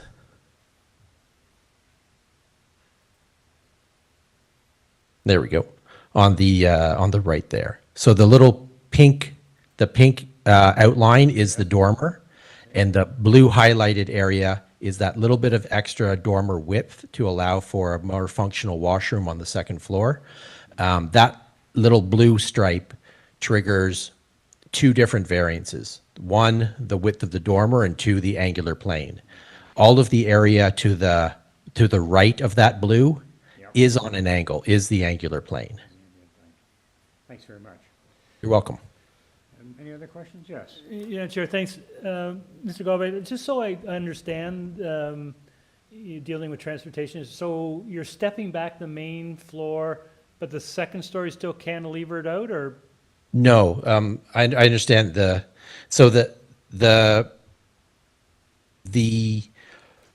rear wall of the existing garage will be maintained and just extended vertically, just a vertical extension to go to the second story.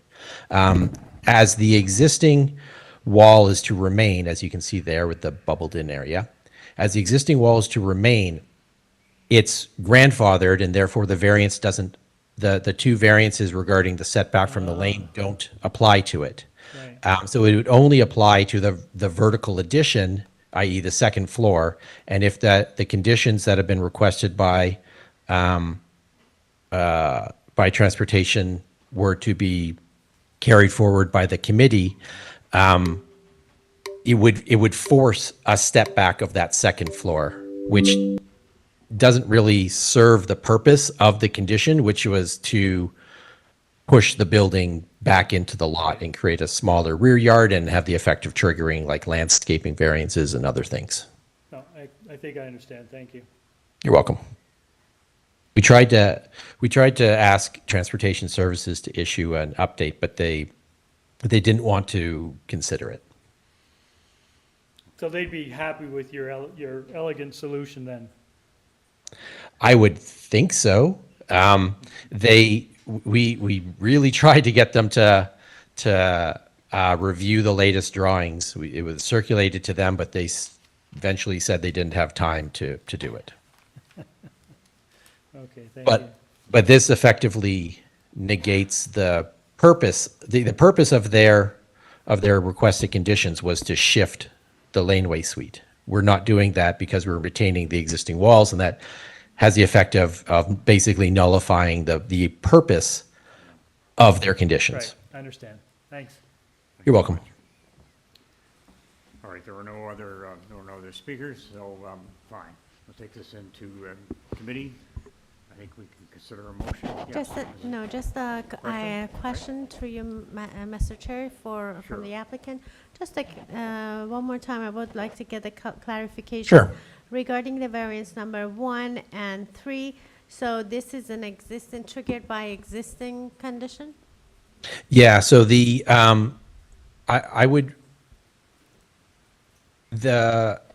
can say that the existing north and east walls of the garage will be retained.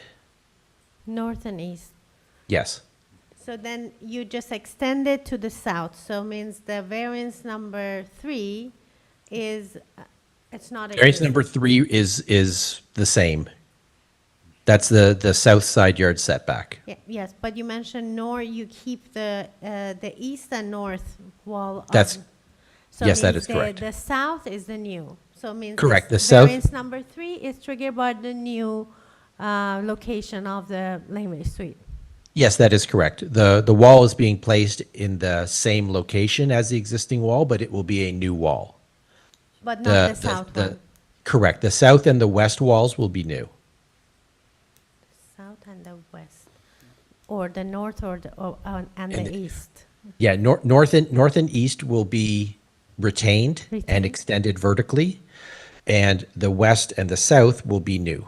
Okay, perfect. And then I also have a question from Madam Secretary Treasurer regarding the wording of the purpose. I think earlier, correct me if I'm wrong, earlier we have an application with the same wording that contained one laneway suite on both levels. I think we just change it to occupied both level, if that's what you recommend. Through you, Mr. Chair, for the record, yes, we can amend the purpose of application to read to construct a new two-story ancillary building containing one laneway suite, which will occupy both levels. Thank you very much. We have no concern about that. Great.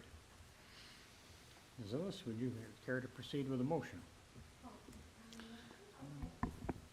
If I may just make a sorry. quick comment prior Great to job. that. No, I was just going to suggest that we also tie it to one of the site plans, because I'm also very glad to see that the rear yard soft landscaping has been improved, because previously it was, I believe, all covered with concrete pavers. So that has certainly changed, and that's a positive sign. So it's drawing number A002 that identifies the In the- backyard. is that the revised one? 60%. Make sure we get the revised plans, right? It doesn't say revised on the drawing, but Is there a date on it? The revised submit was it July 10th, 2024? Through you, Mr. Chair, yes, revised set of plans are dated July 10th, 2024. I just echo that. It's actually quite rare for us to see an application where there's stones and on their own initiative, they've lifted the stones to introduce soft landscaping. So I'd commend the owner and the agent for that. That makes our life a little bit easier. I'd also, as Mr. Galbraith does this routinely, again, commend him. The cover letter is really good. It's very helpful to us when we get that kind of overview and walk us through the variances and what they mean and how they work. So thank you for that. absolutely. Terrific. Then, do you want me to put forward? Sure. Okay, through you, Mr. Chair, I'm ready to put forward a motion. The motion will be to approve this application and tie it to the site plan, revised site plan dated July 10th, 2024, and also subjected to transportation condition. We have a staff report dated July 5th, 2024. They have no objection, but they only have one condition. I think the condition Through you, is also Mr. Chair. revised plan. Sorry, through you, Mr. Chair, the condition from Transportation Services, I believe the applicant had stated that they weren't able to do that, or else it would create additional variances. Yes, sorry, I've just Okay. redraw that. So Okay. the motion will be to approve the application just tied to the revised site plan dated July 10, 2024or. There's a Perfect, thank you. Is there forestry advisory? I've had it It's a written down. forestry Just advisory. Do we advisory? have a forestry advice? It's not a condition, it's just an condition. advisory. Okay, then forestry, because in I the assume the agent is aware of the advisory. Through you, Mr. Chair, yes, Yes, yes, the we have- agent would receive the advisory report, and so we will just keep it as advisory and not as a condition. Okay, Right, I and then agree. the date of it is July 17, 2024. That one, okay. I'll second that. Second that, all right, all in favor? All right, that is approved, looks like it's unanimous, thank you. Through you, Mr. Chair, sorry, Member Clay, second that motion? I did. All in favor? Okay, thank you. All right, I believe we have one more on this tranche and then a bit of a break. I know that we're behind, but we'll see what we can do. Number 23, then 155A, Rusholme Road. I'll just bring that up on my screen.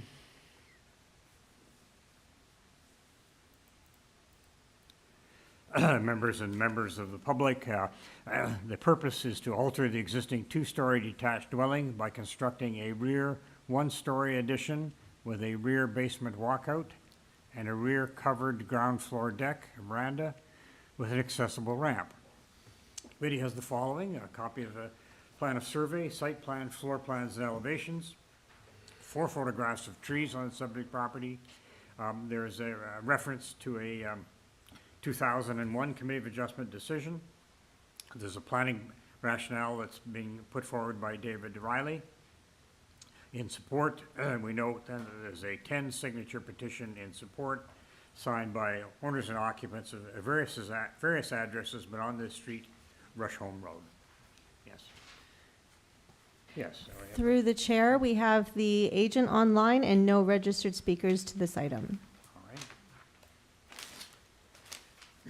Thank you. Then would the agent then come on the line, just gives your name and address, and I'm just taking a look electronically again. 4 variances sought. Okay. Yes. Good evening, Mr. Chair and members of the committee. My name is Raymond Jemba from SGL Planning and Designing. Hi, Located. Raymond. Can you speak just a little louder? Thank you. Just a little Sure. louder. Yeah. Raymond Jemba at SGL Planning and Design, located at 1547 Bloor Street. I'm the agent for the file. Thank you. Yes. Thank you very much. Taking a quick look here.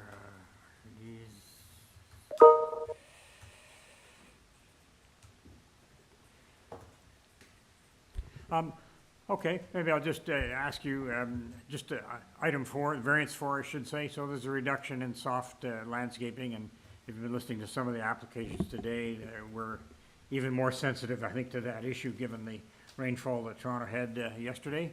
But in this case, it has to be reduced to 32.3%. Can you address that? Certainly. So to clarify, just a quick presentation on that one variance. Yes, okay. Sure. So the subject site, if you bring up the planning letter, is 155A Rusholme Road, is located just northwest of College Street in Dovercourt, contains a 2-story dwelling as shown on photo 1 of page 4. As already noted, the proposal is to construct a new 1-story addition to the rear, a new rear yard deck, which is essentially being designed to enable the owners to age in place. The proposal will facilitate interior renovations to the first floor, such as a new bathroom, a new master bedroom, and a new rear covered deck, as well as a wheelchair ramp for accessibility purposes. As already noted, the owners have worked closely to ensure there are no adverse impacts, and this is reflected by the 10 signatures of support from the neighbors, including the adjacent neighbors to the north and south.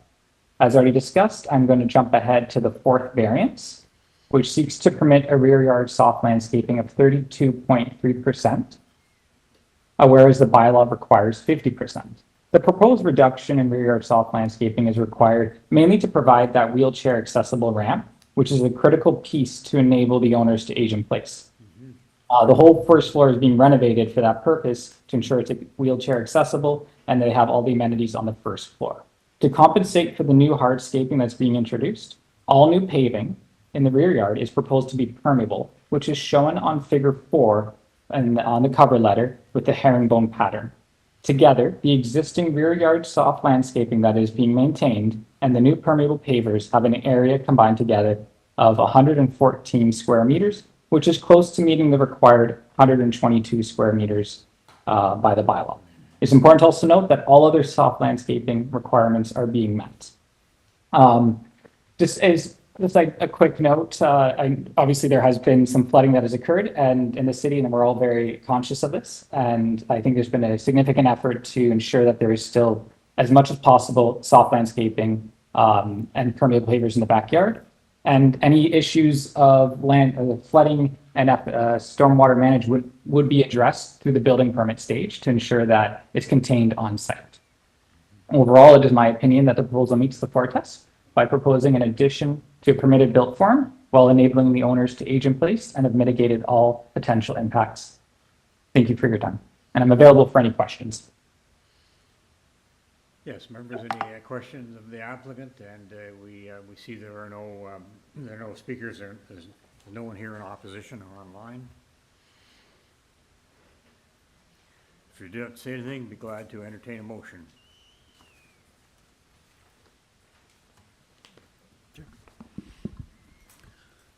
Go ahead. Oh, I am. Mr. Wilkins, yeah. I was going to move a motion to approve, subject to I was thinking it might be appropriate to tie it to the site plan with the permeable pavers shown. It's just a one-story, am I right? Yeah, this is just a one-story addition. It is, it's desirable. It's a desirable use of the land. It will allow the owners to age in place. The numerical values of the requested variances are all quite small. It's just one story, so I don't expect it would have a lot of impact on the neighbors. There's the neighbor support. And the largest numerical variance is tied to a disability-related purpose, which also raises human rights code concerns, and so I think it makes sense to approve in this case.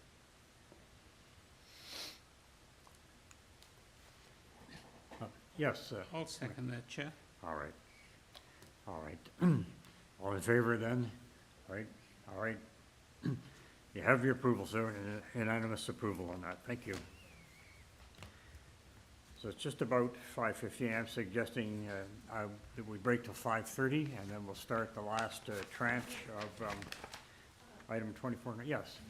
Through the chair, who seconded that last item? I did. Okay. Yes. Thank you. Yes. And through the chair, yes, in terms of break, that is fine. Okay. I got a little more water and stuff. Okay. All right. I'll just, as requested, usually let's turn off.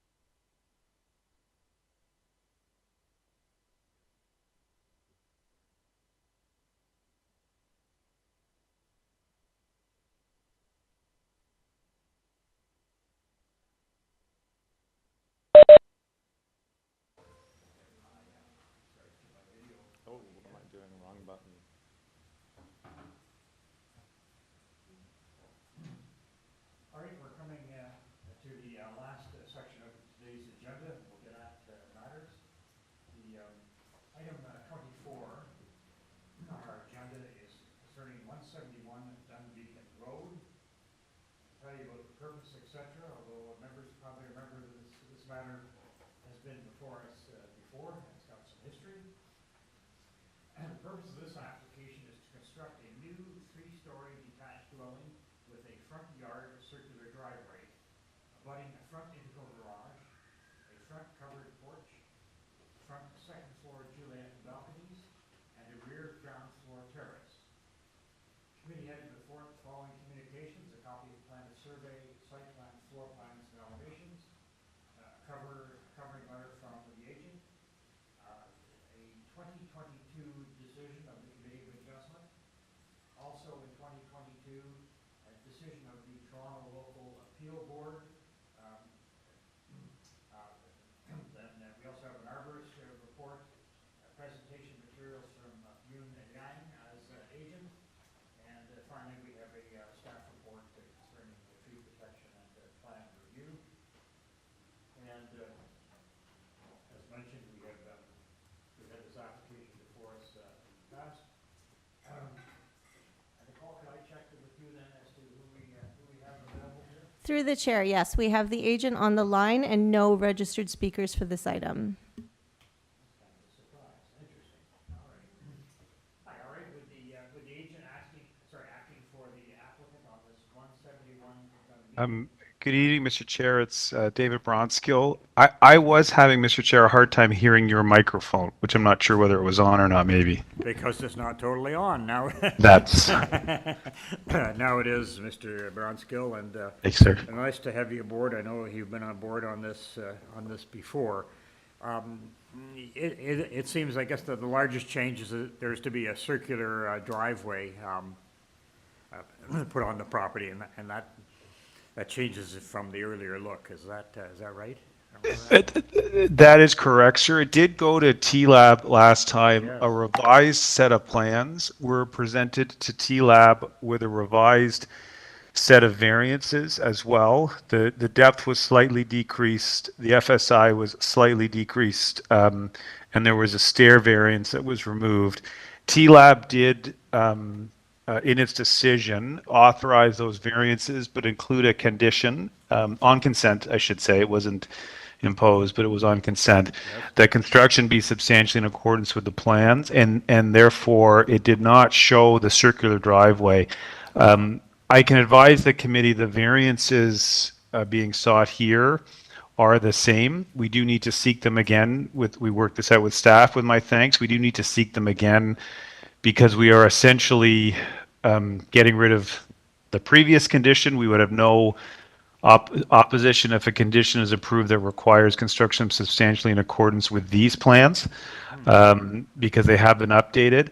I can advise the panel as well that there are no additional variances, and in particular, there's no variance related to landscaping. And the client did work hard with the architects, although there is a bit more of a driveway in the front. I can advise the committee, as an example, the straight portion of the driveway is now reduced in width. I don't want to mislead the committee, not dramatically, but because of the length from the property line to the house, that reduction in the width of the driveway there down to 2.9 meters helped add some soft landscaping, and they tried to pick up some soft landscaping in other places. So there is no variance, even though the circular driveway is being added. So we're not reducing the required amount of landscaping, which I anticipated that question after the events of yesterday, and also knowing this panel very well. All right, thank you. Very good. If we should go, yes. This is fairly straightforward, but just, Dave, what was the original application? Was it just a straight driveway, or? Yes. So you're just converting it from what was an approved normal driveway, I'll call it, into a circular driveway? Correct. It was in the same location, slightly wider.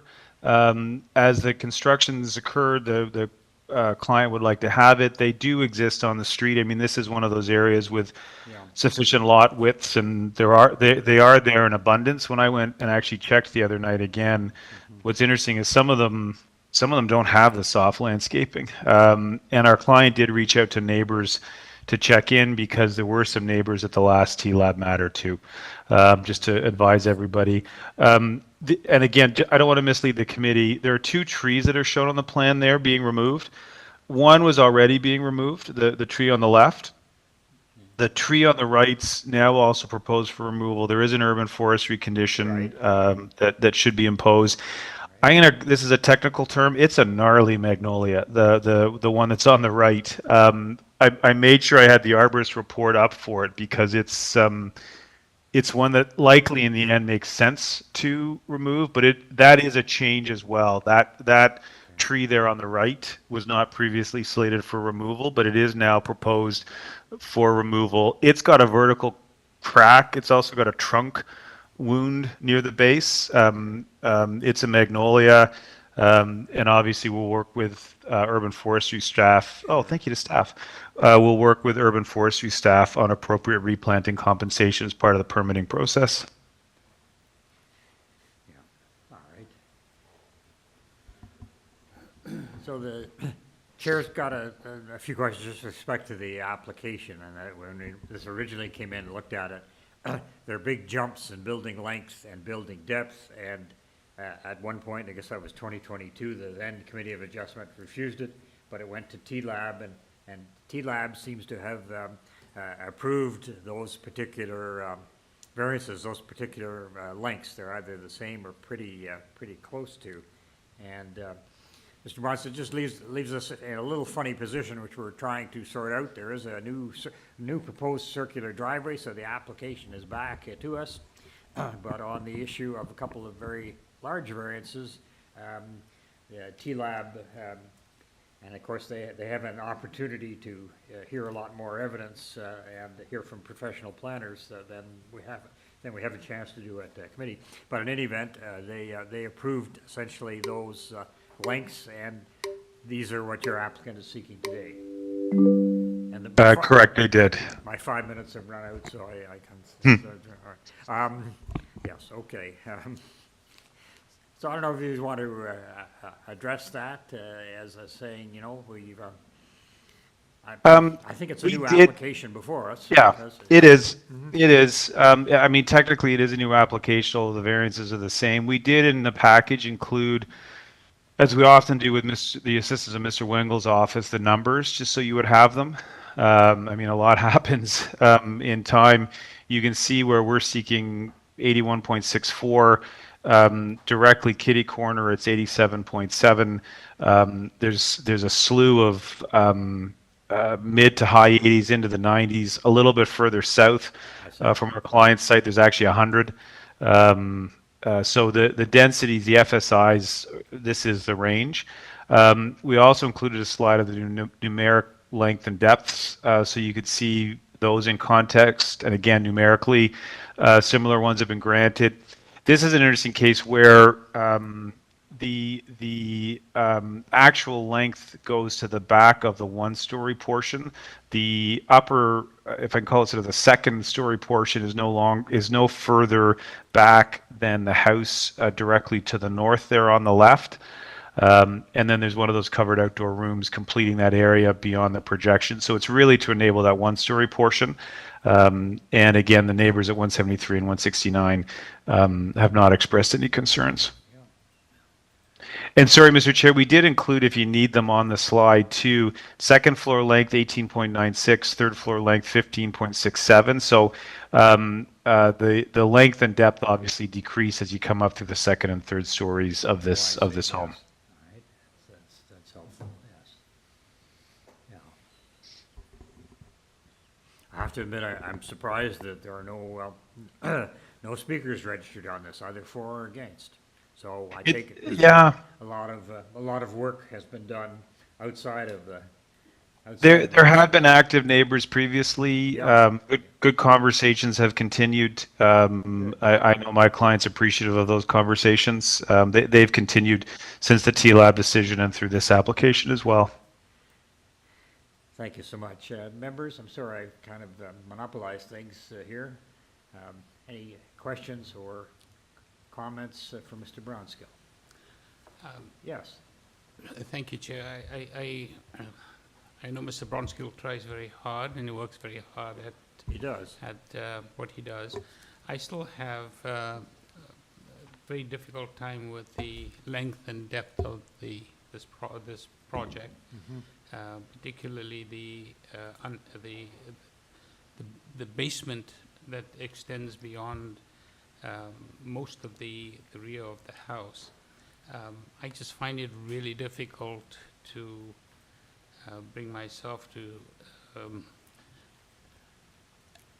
accepting the idea that you've got a concrete bunker at the back, and especially with what happened yesterday with the rain. I realize that most of this, there's no soft landscaping, there's a terrace and so on, but I find very difficult, that's the piece I find very difficult to come to grips with. Okay. Mr. Chair, the only thing I'd say in response, if it's helpful, is the TLAB decision, if the Committee of Adjustment doesn't see fit to grant the variances, as is your right, the TLAB decision remains valid. And so the only thing that would not occur on the site is the circular driveway. We could still go and get a building permit based on the TLAB plan. So I do hear the concern, but I hate to phrase it this way. In some respects, although it is a fresh application, the die's already been cast, because that TLAB decision would remain binding. Yes, you could build it. Just on that subject of soft landscaping, so I didn't see a variance for that, so you're okay? You're meeting the bylaw standard for landscaping? We are, Mr. Chair. Okay, good. Anyone else? All right. Okay. Seeing nothing further, I think, and there are no other speakers, we'll take this into committee. Maybe a little bit of round discussion, and then we can see about motions.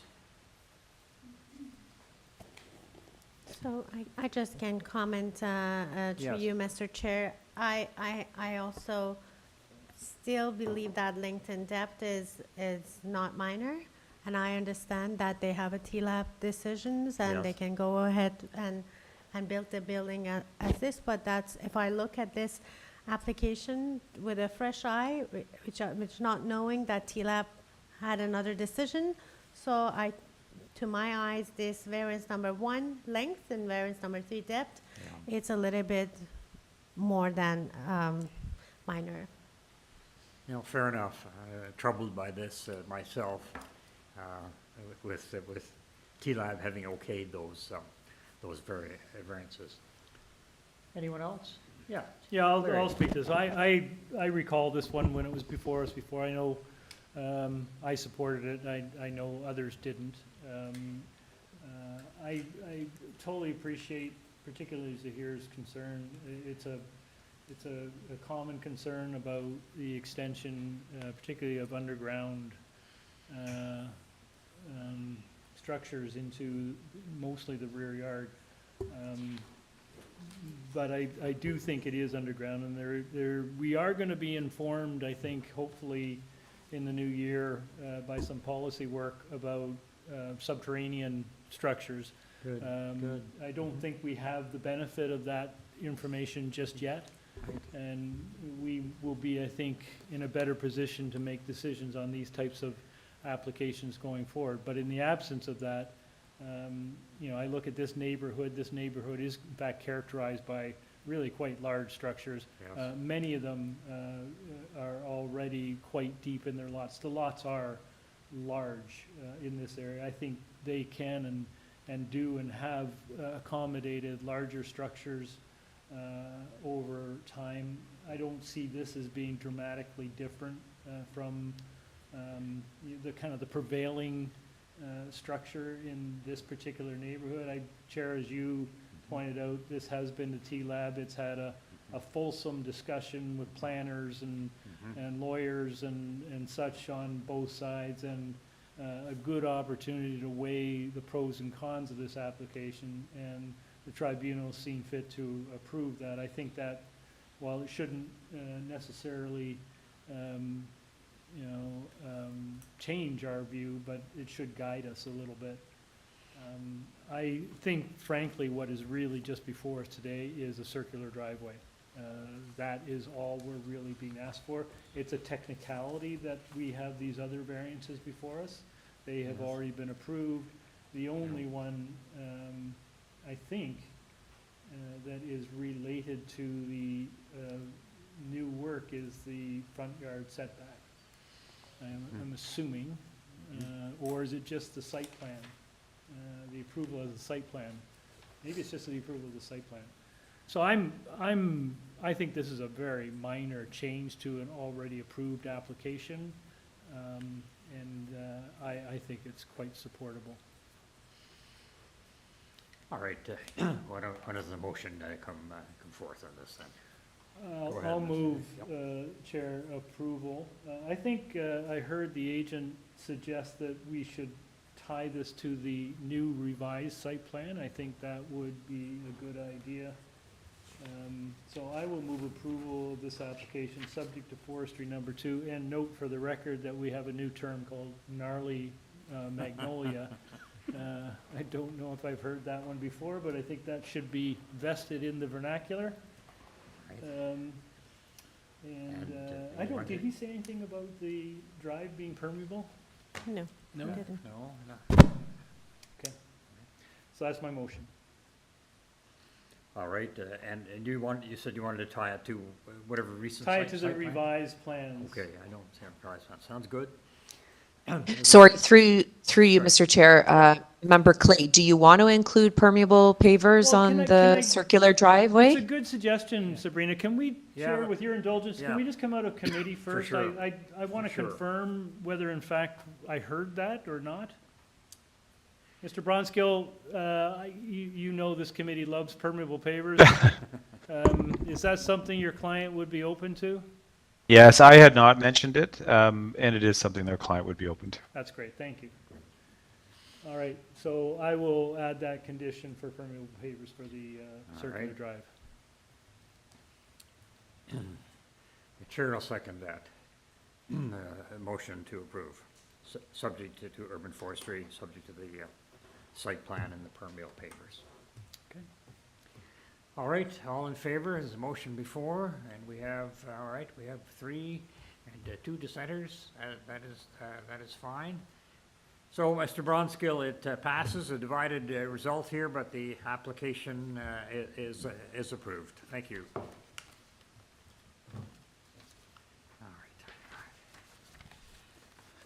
All right, moving on over the page here. Okay. Item 25, 883 Bloor Street West. Here's this purpose, a little different one than we've had today.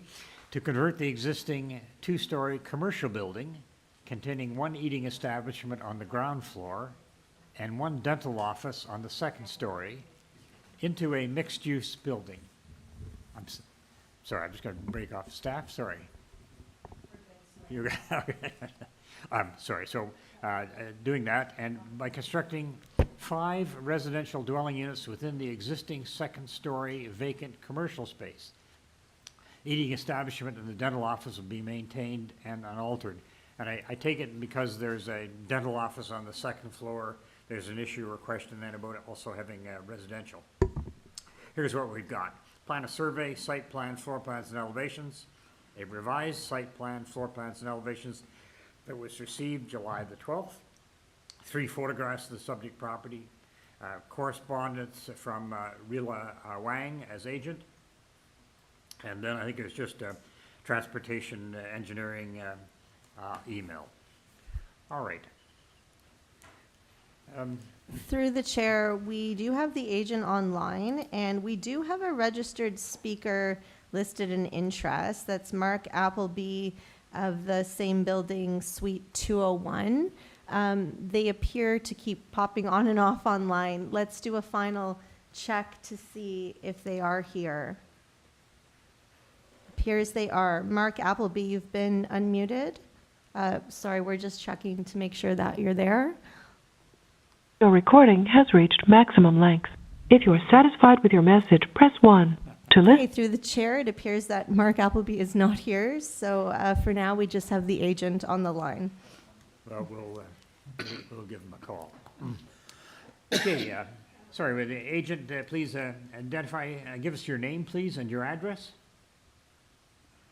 Afternoon, Mr. Chair and members of the committee. My name is Lance Caprillion. Address is 180 Shaw Street in Toronto. Thank you very much, Lance. Okay. All right, just getting to your application here. All right. Yeah, hang on, Lance. Sorry, I'm just one behind us here. Just getting this one in BLOOR. Okay. Worries. Three variances sought, and I think you heard reading out the purpose, and if you want to address that a bit, but it seems that because of the maybe commercial uses and introducing residential uses, is that kind of the issue or problem? That is, and so the first two variances relate to transportation. The building essentially occupies the whole site, so Yeah. we simply physically don't have room to add parking for bikes or cars on the lot. However, we've managed to put some long-term parking upstairs, which is great, and on planning staff's suggestion, we've added a bike ramp to the stair so that it'll hopefully get used. So that's the first two variances. And of course, this location at Bloor in Ossington is very well served by transit and by shopping. So there's also short-term parking, public parking on Bloor Street. So we anticipate that the one space that we're lacking here that people will have access to lockable stations on the sidewalk. There's also a bike share station across Ossington.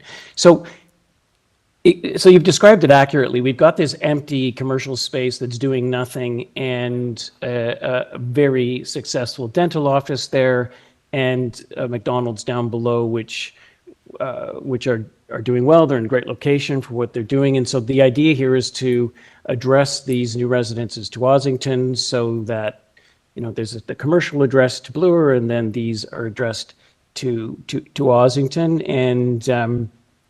And we think, just given the location, that it's an excellent use for that currently vacant space.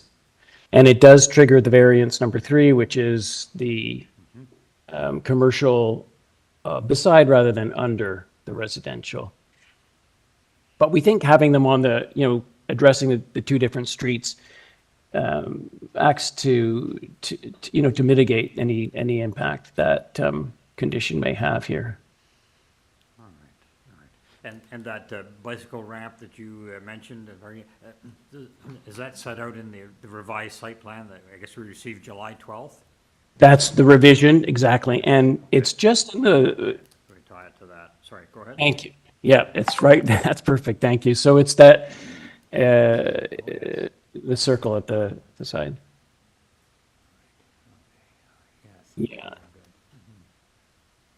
And the bike room is just sort of at the back, so we that's the right stair to put it on. They come right up there easily, and then get it into the bike room corridor. Right, members, any further questions or any further questions of Lance with respect to the application? No, seeing none? Okay. Well, I want to take it into committee then. Yes, yes. Great. Thank you, Chip. Perhaps I'll start off. I think this is a very interesting approach to using vacant space. I think that may just become a trend even with some of our office structures once they figured out the least expensive way of having mixed use buildings such as they're doing in Calgary. So I think this is a really good use of this space. I think it's a very supportable application. And I'm not sure if my colleagues have any comments. If not, I'll be happy to move a motion. Yep. Please do. So I'd like to move a motion, Chair, to approve this application. I believe No condition. There is there one condition, those the planning condition, did I No, note? they didn't oppose. No? No Oh, okay. objection. Maybe I wrote it in the wrong piece. Transportation, no objection. And, So, no yeah, urban no, forestry. no conditions at all. Okay, I'll second it. And could we say that that approval is tied to the site plan of July the 12th? July- Is July. that That right? would be fine. All right, July 12th? is that friendly amendment? All right, I think is that there? All right, all in favor? We've got a motion for it? All right. And it's passed unanimously. Lance, you have the approvals. Okay. 26, King.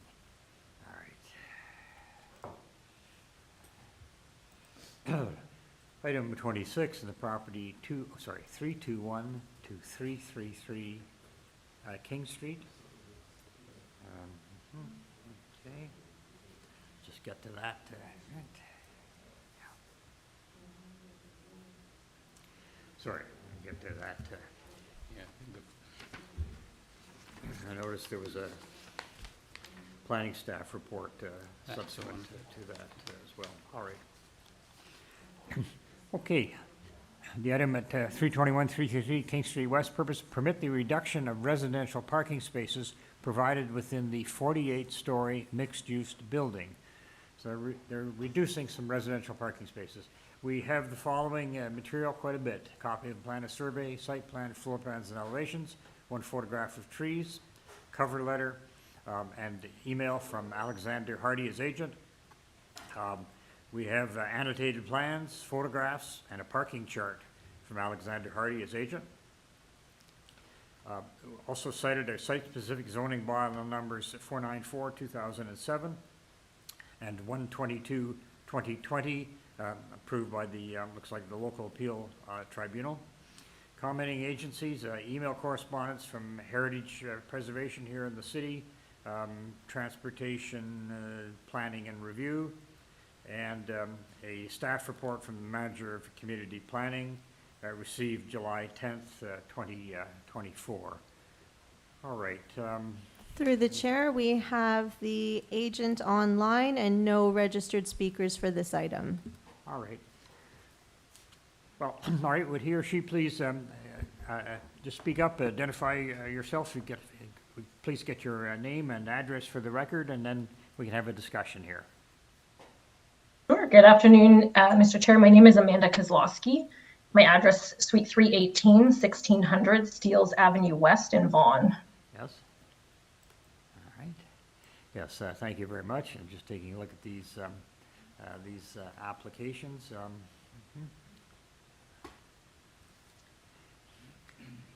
Yes, in terms of your variance number 2, I just address that. There was a minimum of 63 resident parking spaces were required, and the variance was taking that to 45 resident parking spaces. And then, yeah, I had noticed in the supplementary material a report from community planning, and I think they're saying that three existing parking spaces are to be relocated to residential visitor parking space.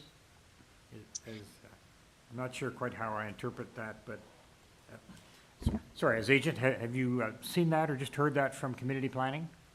I have seen that, and I can definitely address it. I do have a presentation on sort of everything and where we're at, but in the nature and to save time, I can definitely bypass that and address just your comments on clarifying the parking and city planning's request about the visitor parking, if that suits you.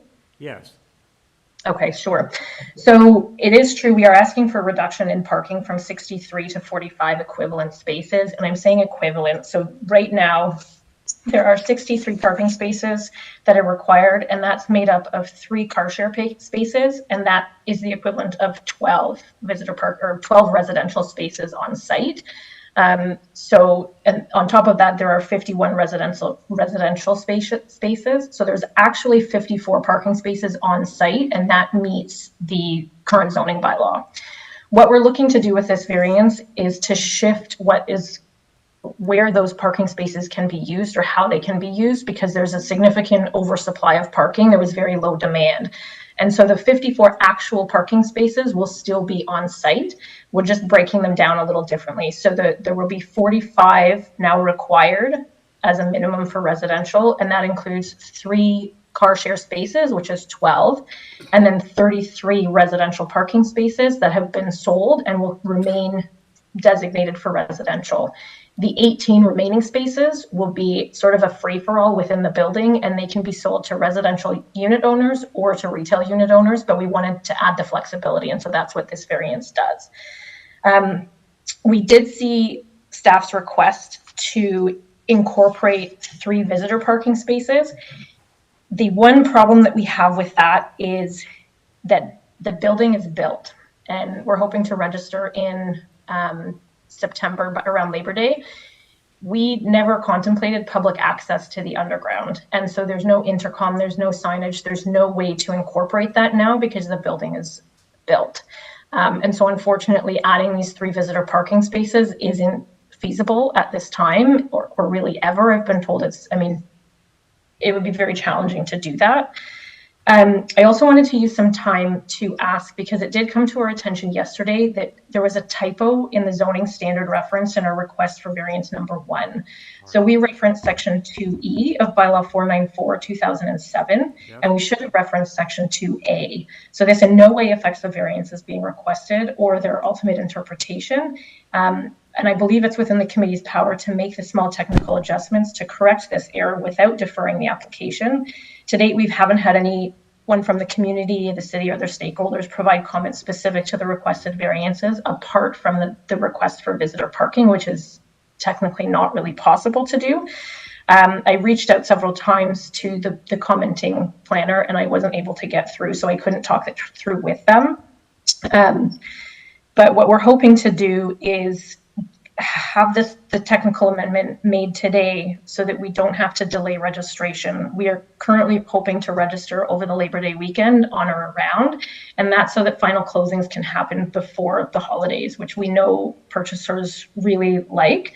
They really get nobody likes to have the stress of closing right close to the holidays. And if we continue to push and get delayed through a deferral, we could be in jeopardy of getting a little bit too close to the holidays, where things get a little bit more challenging for the purchasers.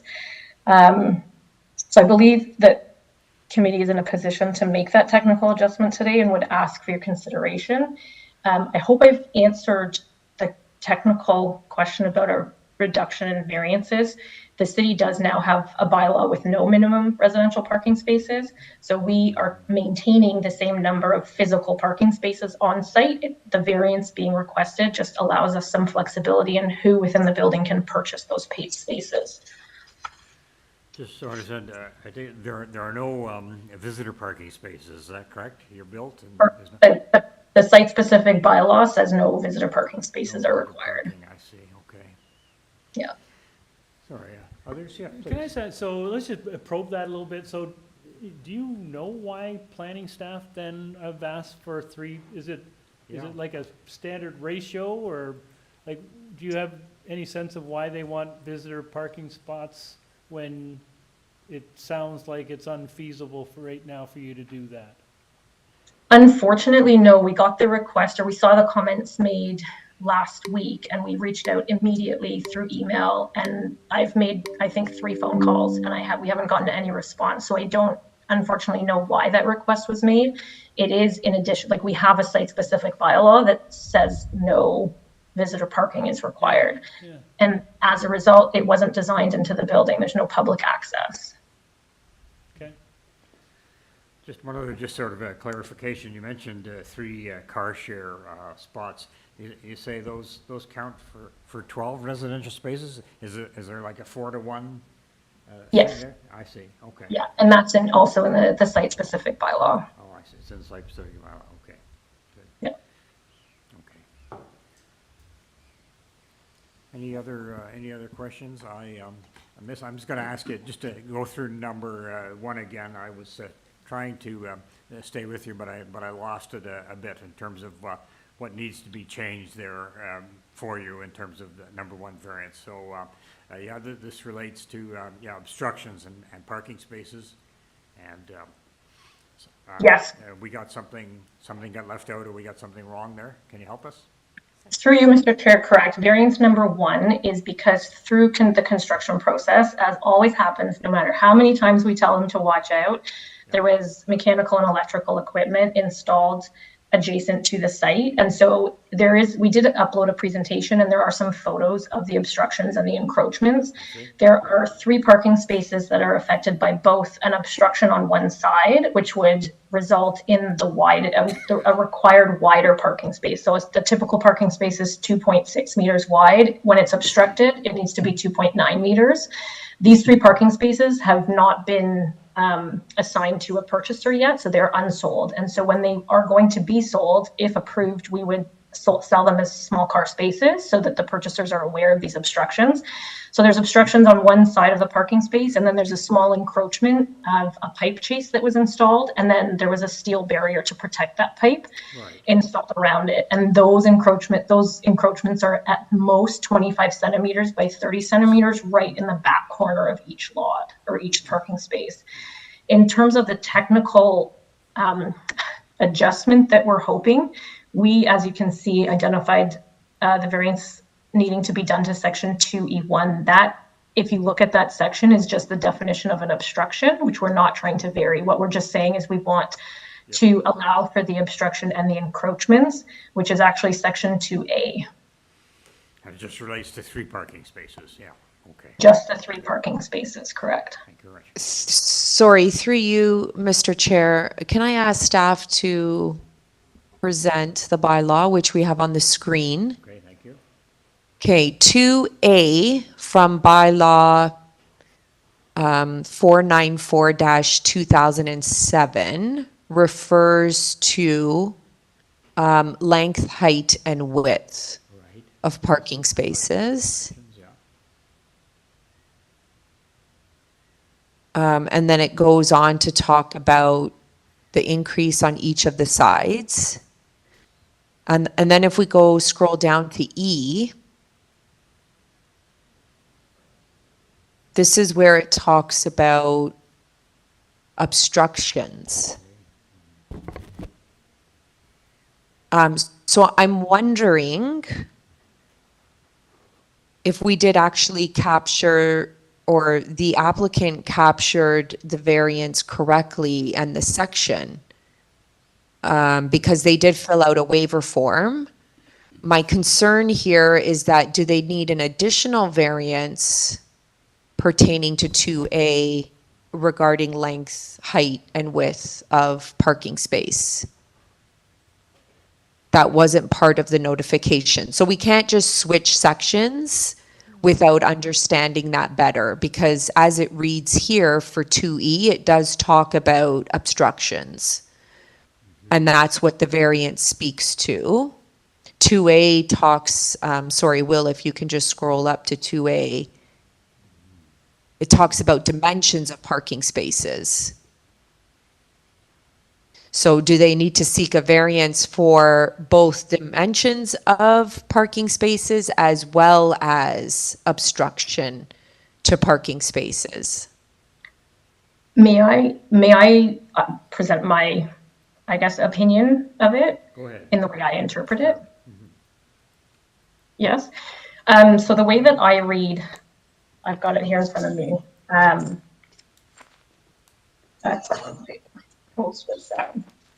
So 2E reads, for the purposes of section 417, the side of a parking space is obstructed when any part of a fixed object, such as but not limited to a wall, column, bollard, fence, or pipe, is situated within 0.3 meters of the side of the parking space measured at right angles. So we're not objecting to any of that. That's basically just telling us if you have a pipe or a mechanical or electrical equipment that is within 0.3 meters from the side of your parking space, that's what's deemed obstructed. So we agree with that. We're not changing the definition of what obstruction is considered. What we want to do is go back to section 2A, because 2A suggests that the minimum dimensions of a parking space accessed by a one-way or two-way drive aisle having a width of 6 meters or more, which we have, measured at the entrance to the parking space shall be 5.6 meters long, 2 meters high, and 2.6 meters wide, except that the minimum required width of a parking space shall be increased by 0.3 meters for each side of the parking space that is obstructed in accordance with paragraph E below. So the reason that I think we need to vary only A, we're not adding a variance, is because we don't meet that 2.9 meter width requirement at this point, which is required under 2A. And because of the small encroachment at the rear corner, technically a portion of the space is also not 5.6 meters long. Now we're okay. Our site specific allows for, I believe, up to 4 short parking spaces, because oftentimes we acknowledge that our guys go rogue on site and they put HVAC equipment in places. So these 3 spots, I think, would technically fall under the protection of that for the encroachment, but not the obstruction. Out of an abundance of caution, we were trying to capture both the encroachment and the obstruction that doesn't currently conform to section 2A. Through you, Mr. Chair, the way I read the variances, that's not what was circulated out. So, and if you read the bylaw, section 1 of the bylaw refers to definitions. Section 2 refers to actual regulations. And so in section 2A, that is for the size of the parking spot. So if it doesn't have the length and width, that's not the variance that's before us. The variance before us is for obstructions, not for length and width.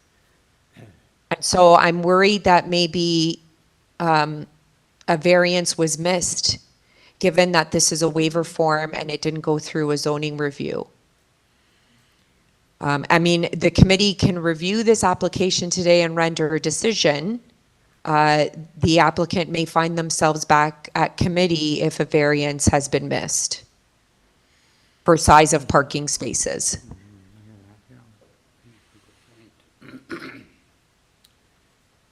Well, my view is I think that we could move forward and make a decision on these.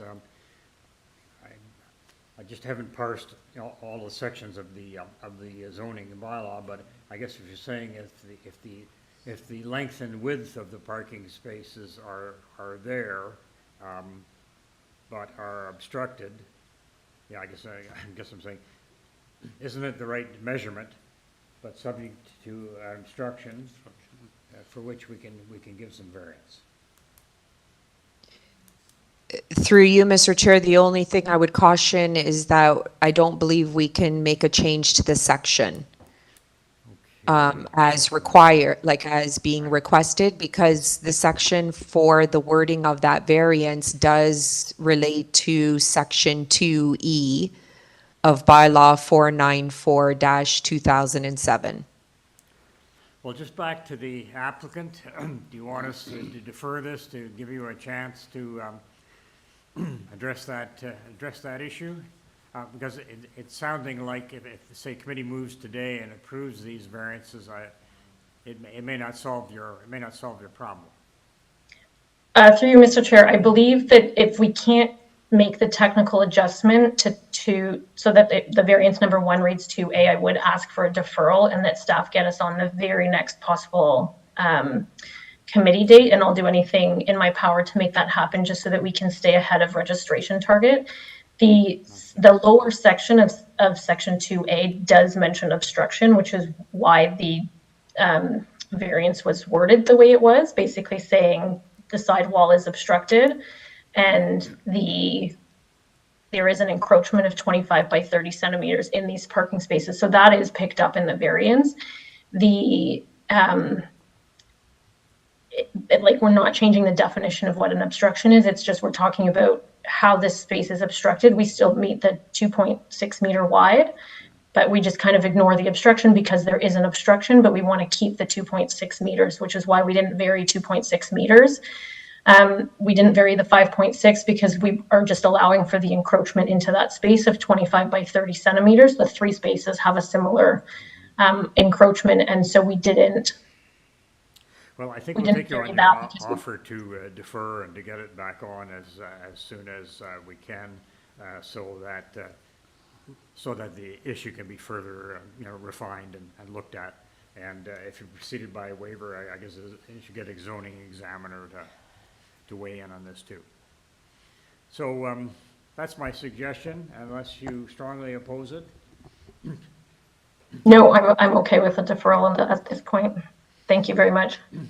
Through you, Mr. Chair, I just want to state that the application would be deferred until the applicant submits additional information, and then the application would be scheduled at our earliest hearing date that's available. And currently, we are scheduling for our end of August, beginning of September hearing dates. All right, that's helpful. But I think the applicant, I think they're well motivated to do that. All right.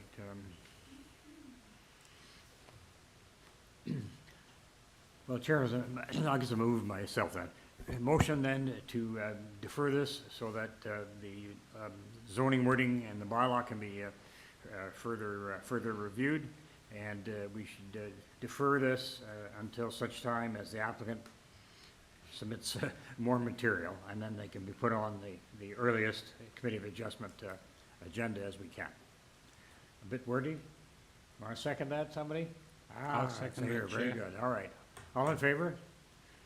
So that's how we're proceeding. Yes, thank you very much. It is deferred. Good luck and good work on that particular issue. Through you, Mr. Chair, who seconded the motion? Oh, Mr. I Zahir did, is yeah. here. For Okay, sure. so, Yes. so members are here by yet. Thank you.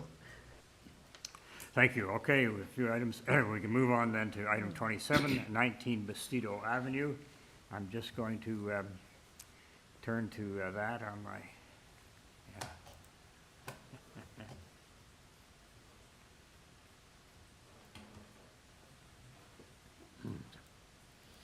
Sorry, folks, just get us there quickly. Do that. I'll try to start things up. 27 Bastido Avenue, here's the purpose then, is to alter the existing 2.5-story townhouse dwelling by constructing a rear third-story addition, covering the existing rear third-story terrace into habitable space. Committee has the following: again, plan a survey, site plan, floor plans, and elevations, 3 photographs of the property taken in May, an advisory comment by Metrolinx, and finally, we have 5 form letters in support, signed by owners or occupants of either on Bastido Avenue or on Hanson Street.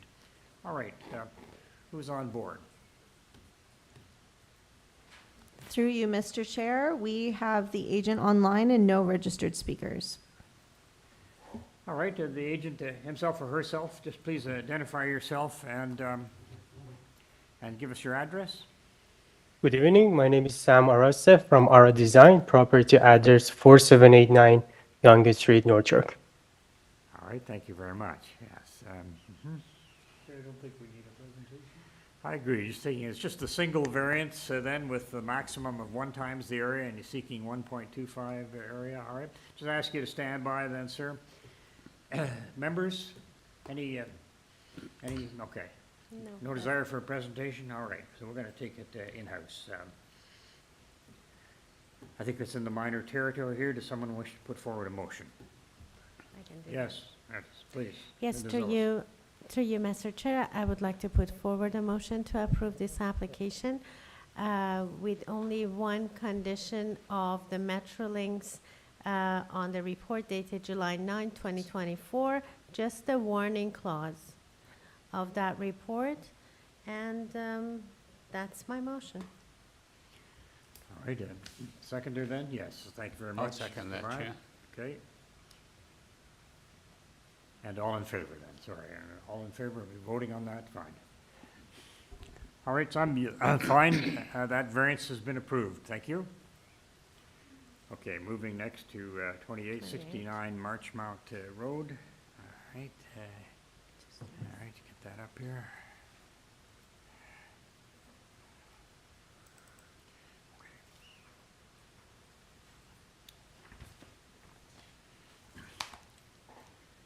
Members of the public, 69 Marchmount Road. Here's the purpose. It's to alter the existing 2-story semi-detached dwelling by constructing a complete 3rd-story addition, with a front dormer and a front Juliet balcony. Committee has planned a survey, site plan, floor plans, and elevations, 3 photographs of trees on the subject property. We have a late-breaking staff report from Urban Forestry. And in this particular case, as in the last, we have 2 form letters in support, signed by a number of owners or occupants on Marchmount Road and also Shaw Street. All right. The applicant or agent, please then speak up and identify yourself and give us your address, please.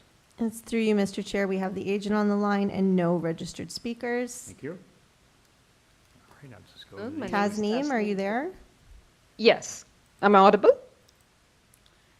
Yeah, sorry, we can hear you. Just taking a quick look at the variances here.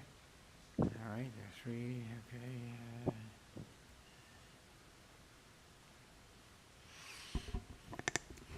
Well, perhaps just a very concise putting forward your position. I noticed that the FSI jumps quite a bit, jumps twice. So just want to tell us about this 3-story addition that you're adding at the back.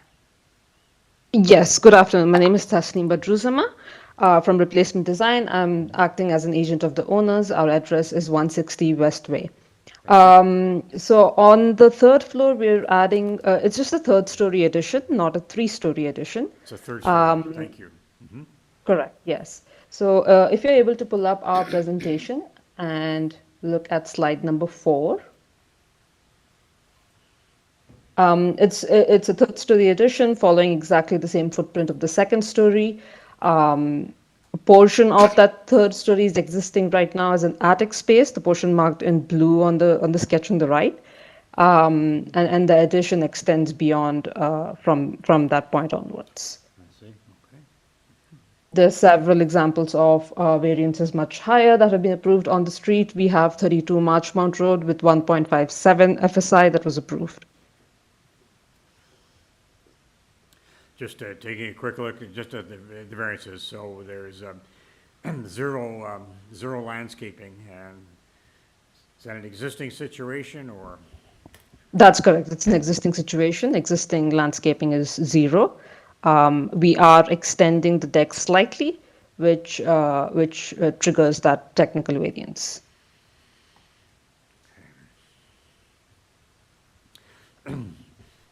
And the height, you're asking for 9.92 meters. That's a jump for our 8.5 standard. That's correct. It's not a variance for building height. It's a variance for height of main wall. If for the 3rd story at the front of the house, we have set the roof back. It follows the same angle as the existing roof and the attached neighbor's roof. So the impact on the street would be minimal from the front.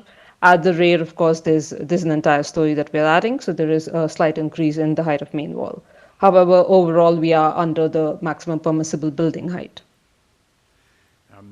You're at 69 Marchmount Road, so do you know the municipal address for the attached semi? It's number 67. 67, okay. All right, it is one of the form letters in support. Okay, all right. Members, any questions? See nothing? All right. Maybe I'll just Yes. ask about the 0% soft landscaping. Was any effort made to try and improve that condition, or what's the status of the soft landscaping under the deck? So under the deck, of course, there is it's a wood deck. There is some permeability below the deck. The stone pavers it's where the homeowners have their parking spot currently. There is some permeability to those pavers as well. In addition to that, I think there's not much room because it's a narrow lot to allow any additional soft landscaping. We do intend to put a small planter beyond the shed facing the lane.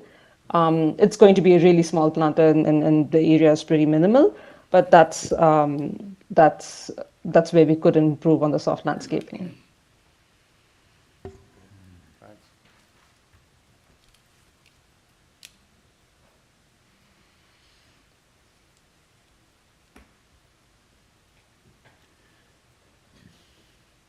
Any further questions? We, take it in. I'll just ask with respect to saying a deck is being extended, that any possibility of putting, say, crushed stone under that part of it? Again, just thinking about Of course. rain and Yeah. percolation. Of course, we'd be totally open to that. You're open to that, all right? Yes, of course. Okay. Members, can you bail me out here?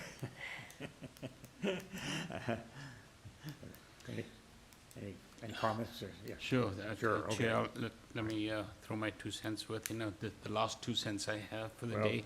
the first two were well appreciated, so. I think this is a reasonable application. Yeah, I mean, the one concern that I think all of us have is variance number 1.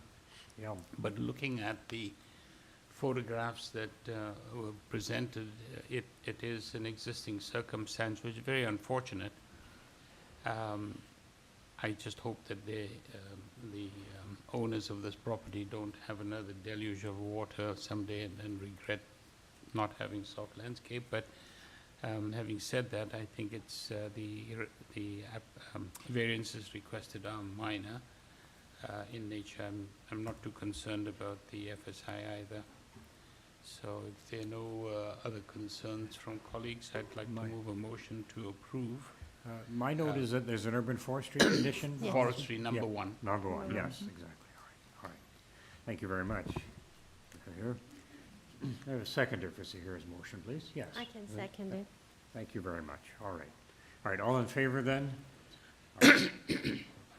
All right, it is, it's, Urban forestry, oh no, they forgot. okay, yeah, I did. I didn't know that we'd put it in formally, but, members? Through you, Mr. Chair, did you want to add the permeable? Yes, yes, it will. Okay, Then you will do your motion Underneath the again. deck, right? yeah, Underneath the deck, yeah. extension Right. of the deck. Yeah, I think that's what you said. Zahir will give you the exact wording. Yeah, I think it was the Extended extended portion of the deck that would have permeable materials below it.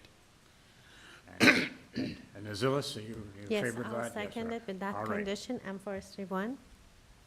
All right, all in favor of that, then approved, Ike, we've got it. Thank you, we've got that approval then, and I just mentioned the urban forestry condition and, yep, the, underneath the deck with some stone, et cetera, to help with percolation. Okay, thank you. All right, we're down to number 29, 7 Verbena Avenue. Let's call up the agenda here. All right, that's on.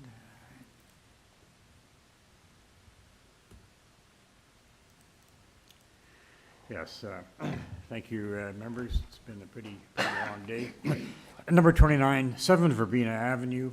The purpose is to alter the existing 2-story semi-detached dwelling by constructing a rear 2-story addition, a rear 3rd floor addition, and a partial side and rear ground level addition with front and rear porch and stairs abutting the driveway.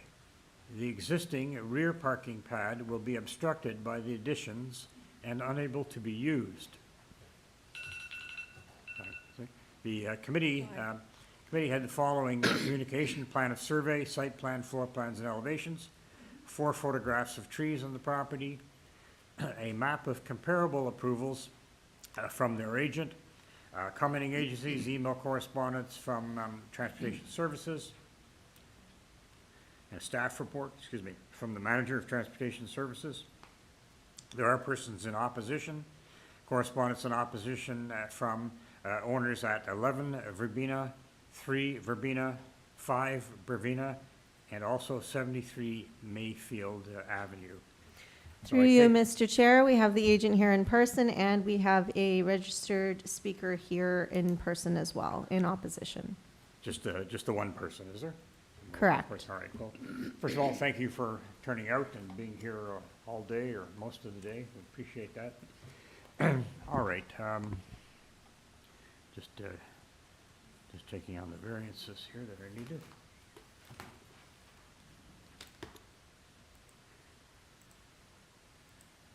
Okay, I'm just, as I try to get up to, why don't you give us a little a précis of your application, and maybe you could explain, there's a parking pad that's now going to be unusable, going to be obstructed. Absolutely. But there's a driveway on there, all right?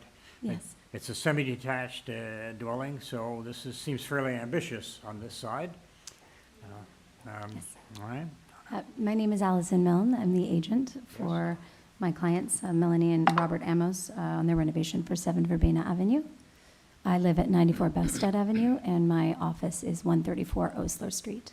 So you're agent for the parents? Did Yes. you say? Yes, okay, thanks. For my, did he Yeah. say for my parents? Say again? I am the agent, yes. Yes, no, I got that, agent for the parents, that's good. All right, tell us something about your application, and then we can go through the variances one by one if needed, but you're asking for variances on the upside, so why should we do this? Thank you very much, first of all, for hearing us today, and for taking the time to do this. With this project, we're proposing to construct a 3-story rear addition and a first-floor side entrance mudroom to the semi-detached. The family's lived at 7 Verbena for over 8 years now, and as their children are growing, they're in need of larger living spaces in order to stay in the community that they love. Our proposed renovation has brought forward 4 minor variances, which I will briefly touch on.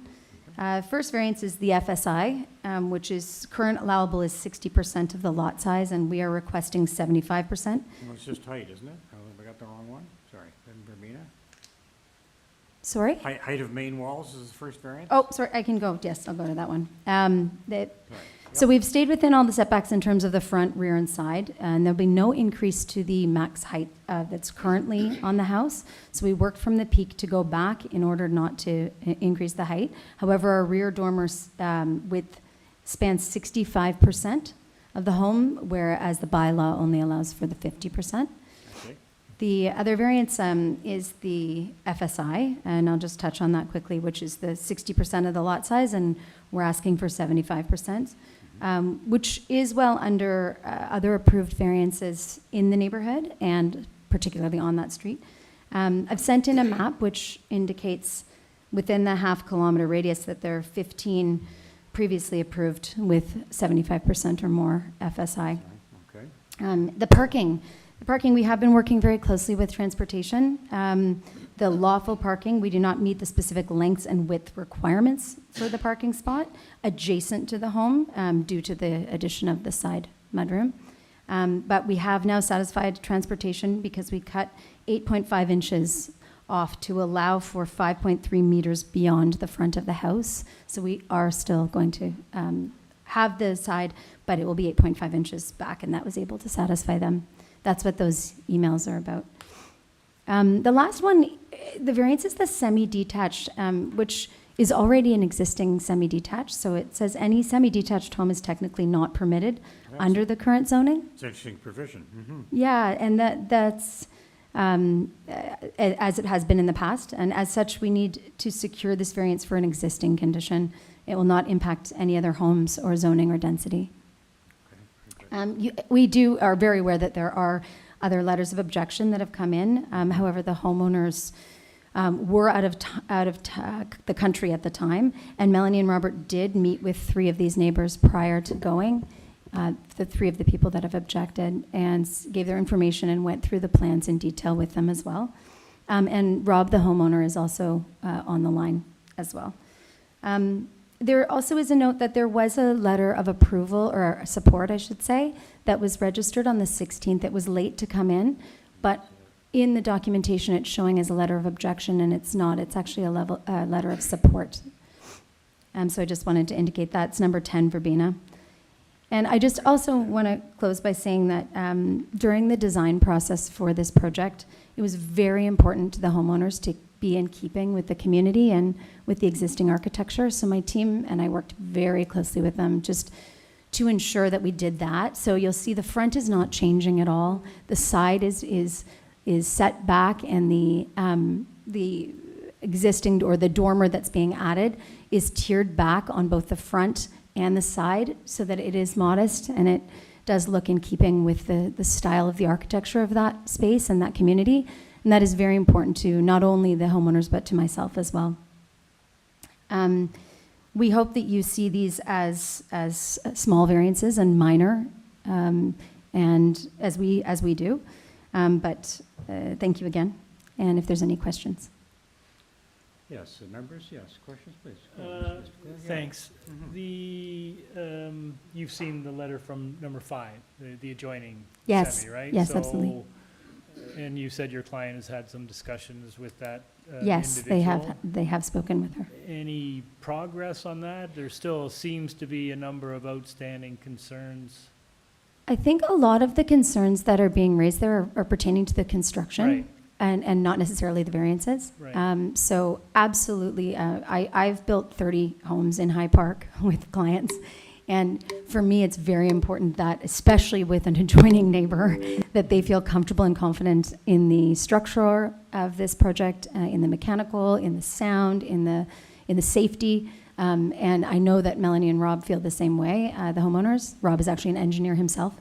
So I can assure you that these concerns will be addressed at the permit level and at the construction time. So just relative to the variances, are they on side then at this point?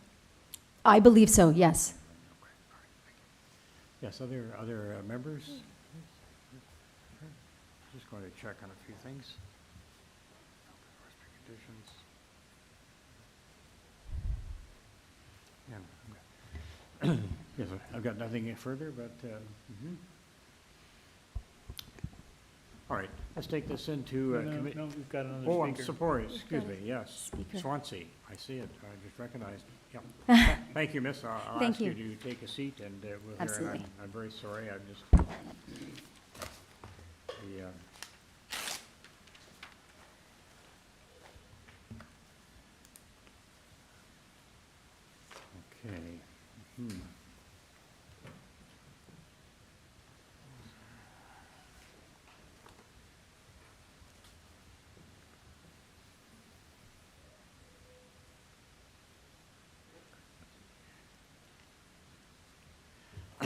Yes, sorry, good afternoon again, sir, yes.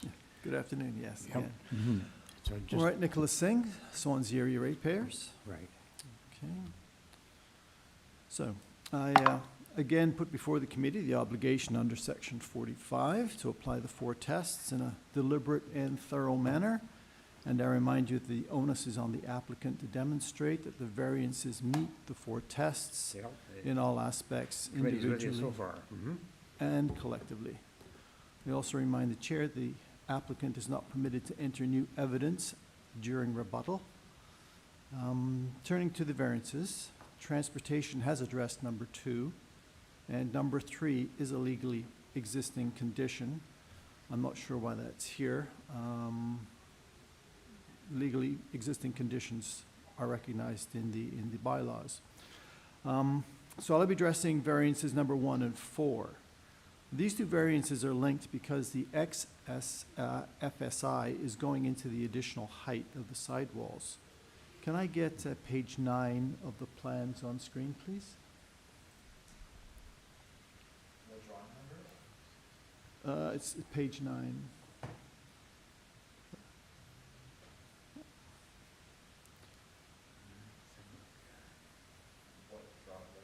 What drawing? It is a side elevation.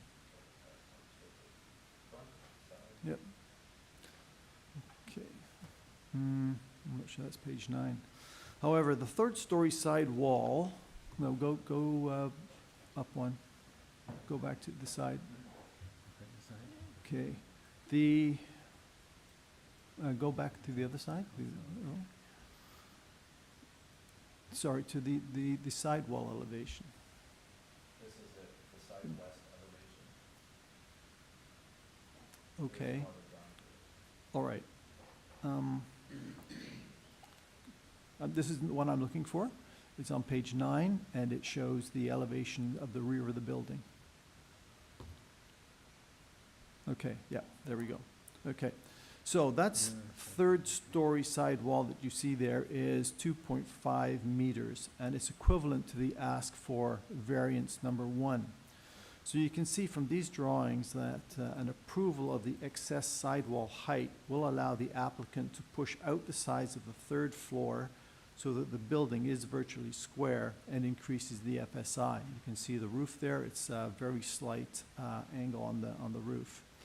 As you may be aware, the completion of the TLAB hearing for the appeal of the current zoning bylaw was concluded last year, and Swansea Area Ratepayers was a party to those proceedings from the start, so we have first-hand knowledge of the issues and settlement of those issues. The bylaws were updated to address just this sort of situation, where massing and shadowing are impacting the neighbors and the neighborhood. So the difference in building height and sidewall are specifically intended to address this issue by encouraging peaked roofs. You can see that this is not a peaked roof. So the intent and purpose of the two bylaws is to encourage buildings like this one to have peaked roofs and, and that flat-roofed houses would be lower in height. So 2 of the 4 tests are directly concerned with the intent and purpose of the bylaw, and as you've heard, the combination of variants 1 and 4 do not meet these tests, and the variances should not be approved. The applicant has sought to address this problem by providing a map of approvals. Can I get on screen the applicant's file titled Supporting Material? The applicant has attempted to satisfy the official plan requirement that the variance being asked for must support and reinforce the prevailing characteristic that they are trying to vary. The official plan says to do that, you lay out the immediate and broader context and examine the houses for the feature that you want to vary and see if the numbers support it. In this case, the applicant has chosen a very broad context. The official plan stipulates the primary context is the immediate context, and that is defined as the block that the house is in and the houses opposite. If we follow the official plan for the immediate context, we can count 33 houses on the block and 15 houses on the opposite block. So we have 48 houses. But there is only one that shares the variance that is being requested. That is about 2% match and an obvious fail. But the applicant has chosen a wider context to look at, and if we look at that choice, we can count 436 homes, of which 15 have a comparable FSI. That almost doubles the matching percentage to 3.5, but it's a long way off from satisfying the requirements of the official plan. As you can see, this approach considers the Committee of Adjustment decisions and puts them into perspective so that we have an unequivocal answer to the tests for the intent and purpose of the official plan and the zoning bylaw. So, sir, I'll ask you to sum up as you pass the 5-minute mark. Yeah, I've 4 more sentences. So based on the official plan, these variances do not pass the 2 tests for intent and purpose and should not be approved. Turning to the letters of the residences, please give them due consideration. Not all their concerns fall within the power of the committee to address, but they do speak to the serious impact and extra massing that this building will have on their much-loved neighborhood. So thank you for your attention. All right, thank you. Any questions, this gentleman? I agree with what you said about the comparables. It's fairly wide-reaching. So thank you, sir. Okay, we'll ask for the agent to come back and reply, address any matter that was raised here and needs to be spoken to. Yeah.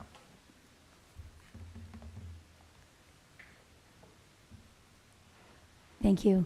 I believe that my first presentation that went through the various variances covered majority of what he was speaking about, but at this further time, I have nothing else to add, unless there's any particular questions from the committee. Yes, there is. Thanks. So I'm just looking at the side view. So it looks like it's, in my layman's terms, okay, it's like a double dormer on the side, right? Correct. And is the peak of what you're proposing, is it basically the same peak of the existing house? Yes, so you're exactly. You're really not going up any higher. You're just kind of putting this We're carrying double that dormer out to the side. exactly, and the dormer will be lower than the peak Right. on the side and Okay. and back. And that one drawing, that one elevation that came up was actually that was the back of the house on page 9, not the side. So that dormer has windows on the side and also out On the rear, to the correct. rear. Okay, so you're not really going up any higher than the existing building. No, not at all. Okay. Any further questions from members? All right, seeing none, all right, thank you, Miss. Let's take this matter into committee.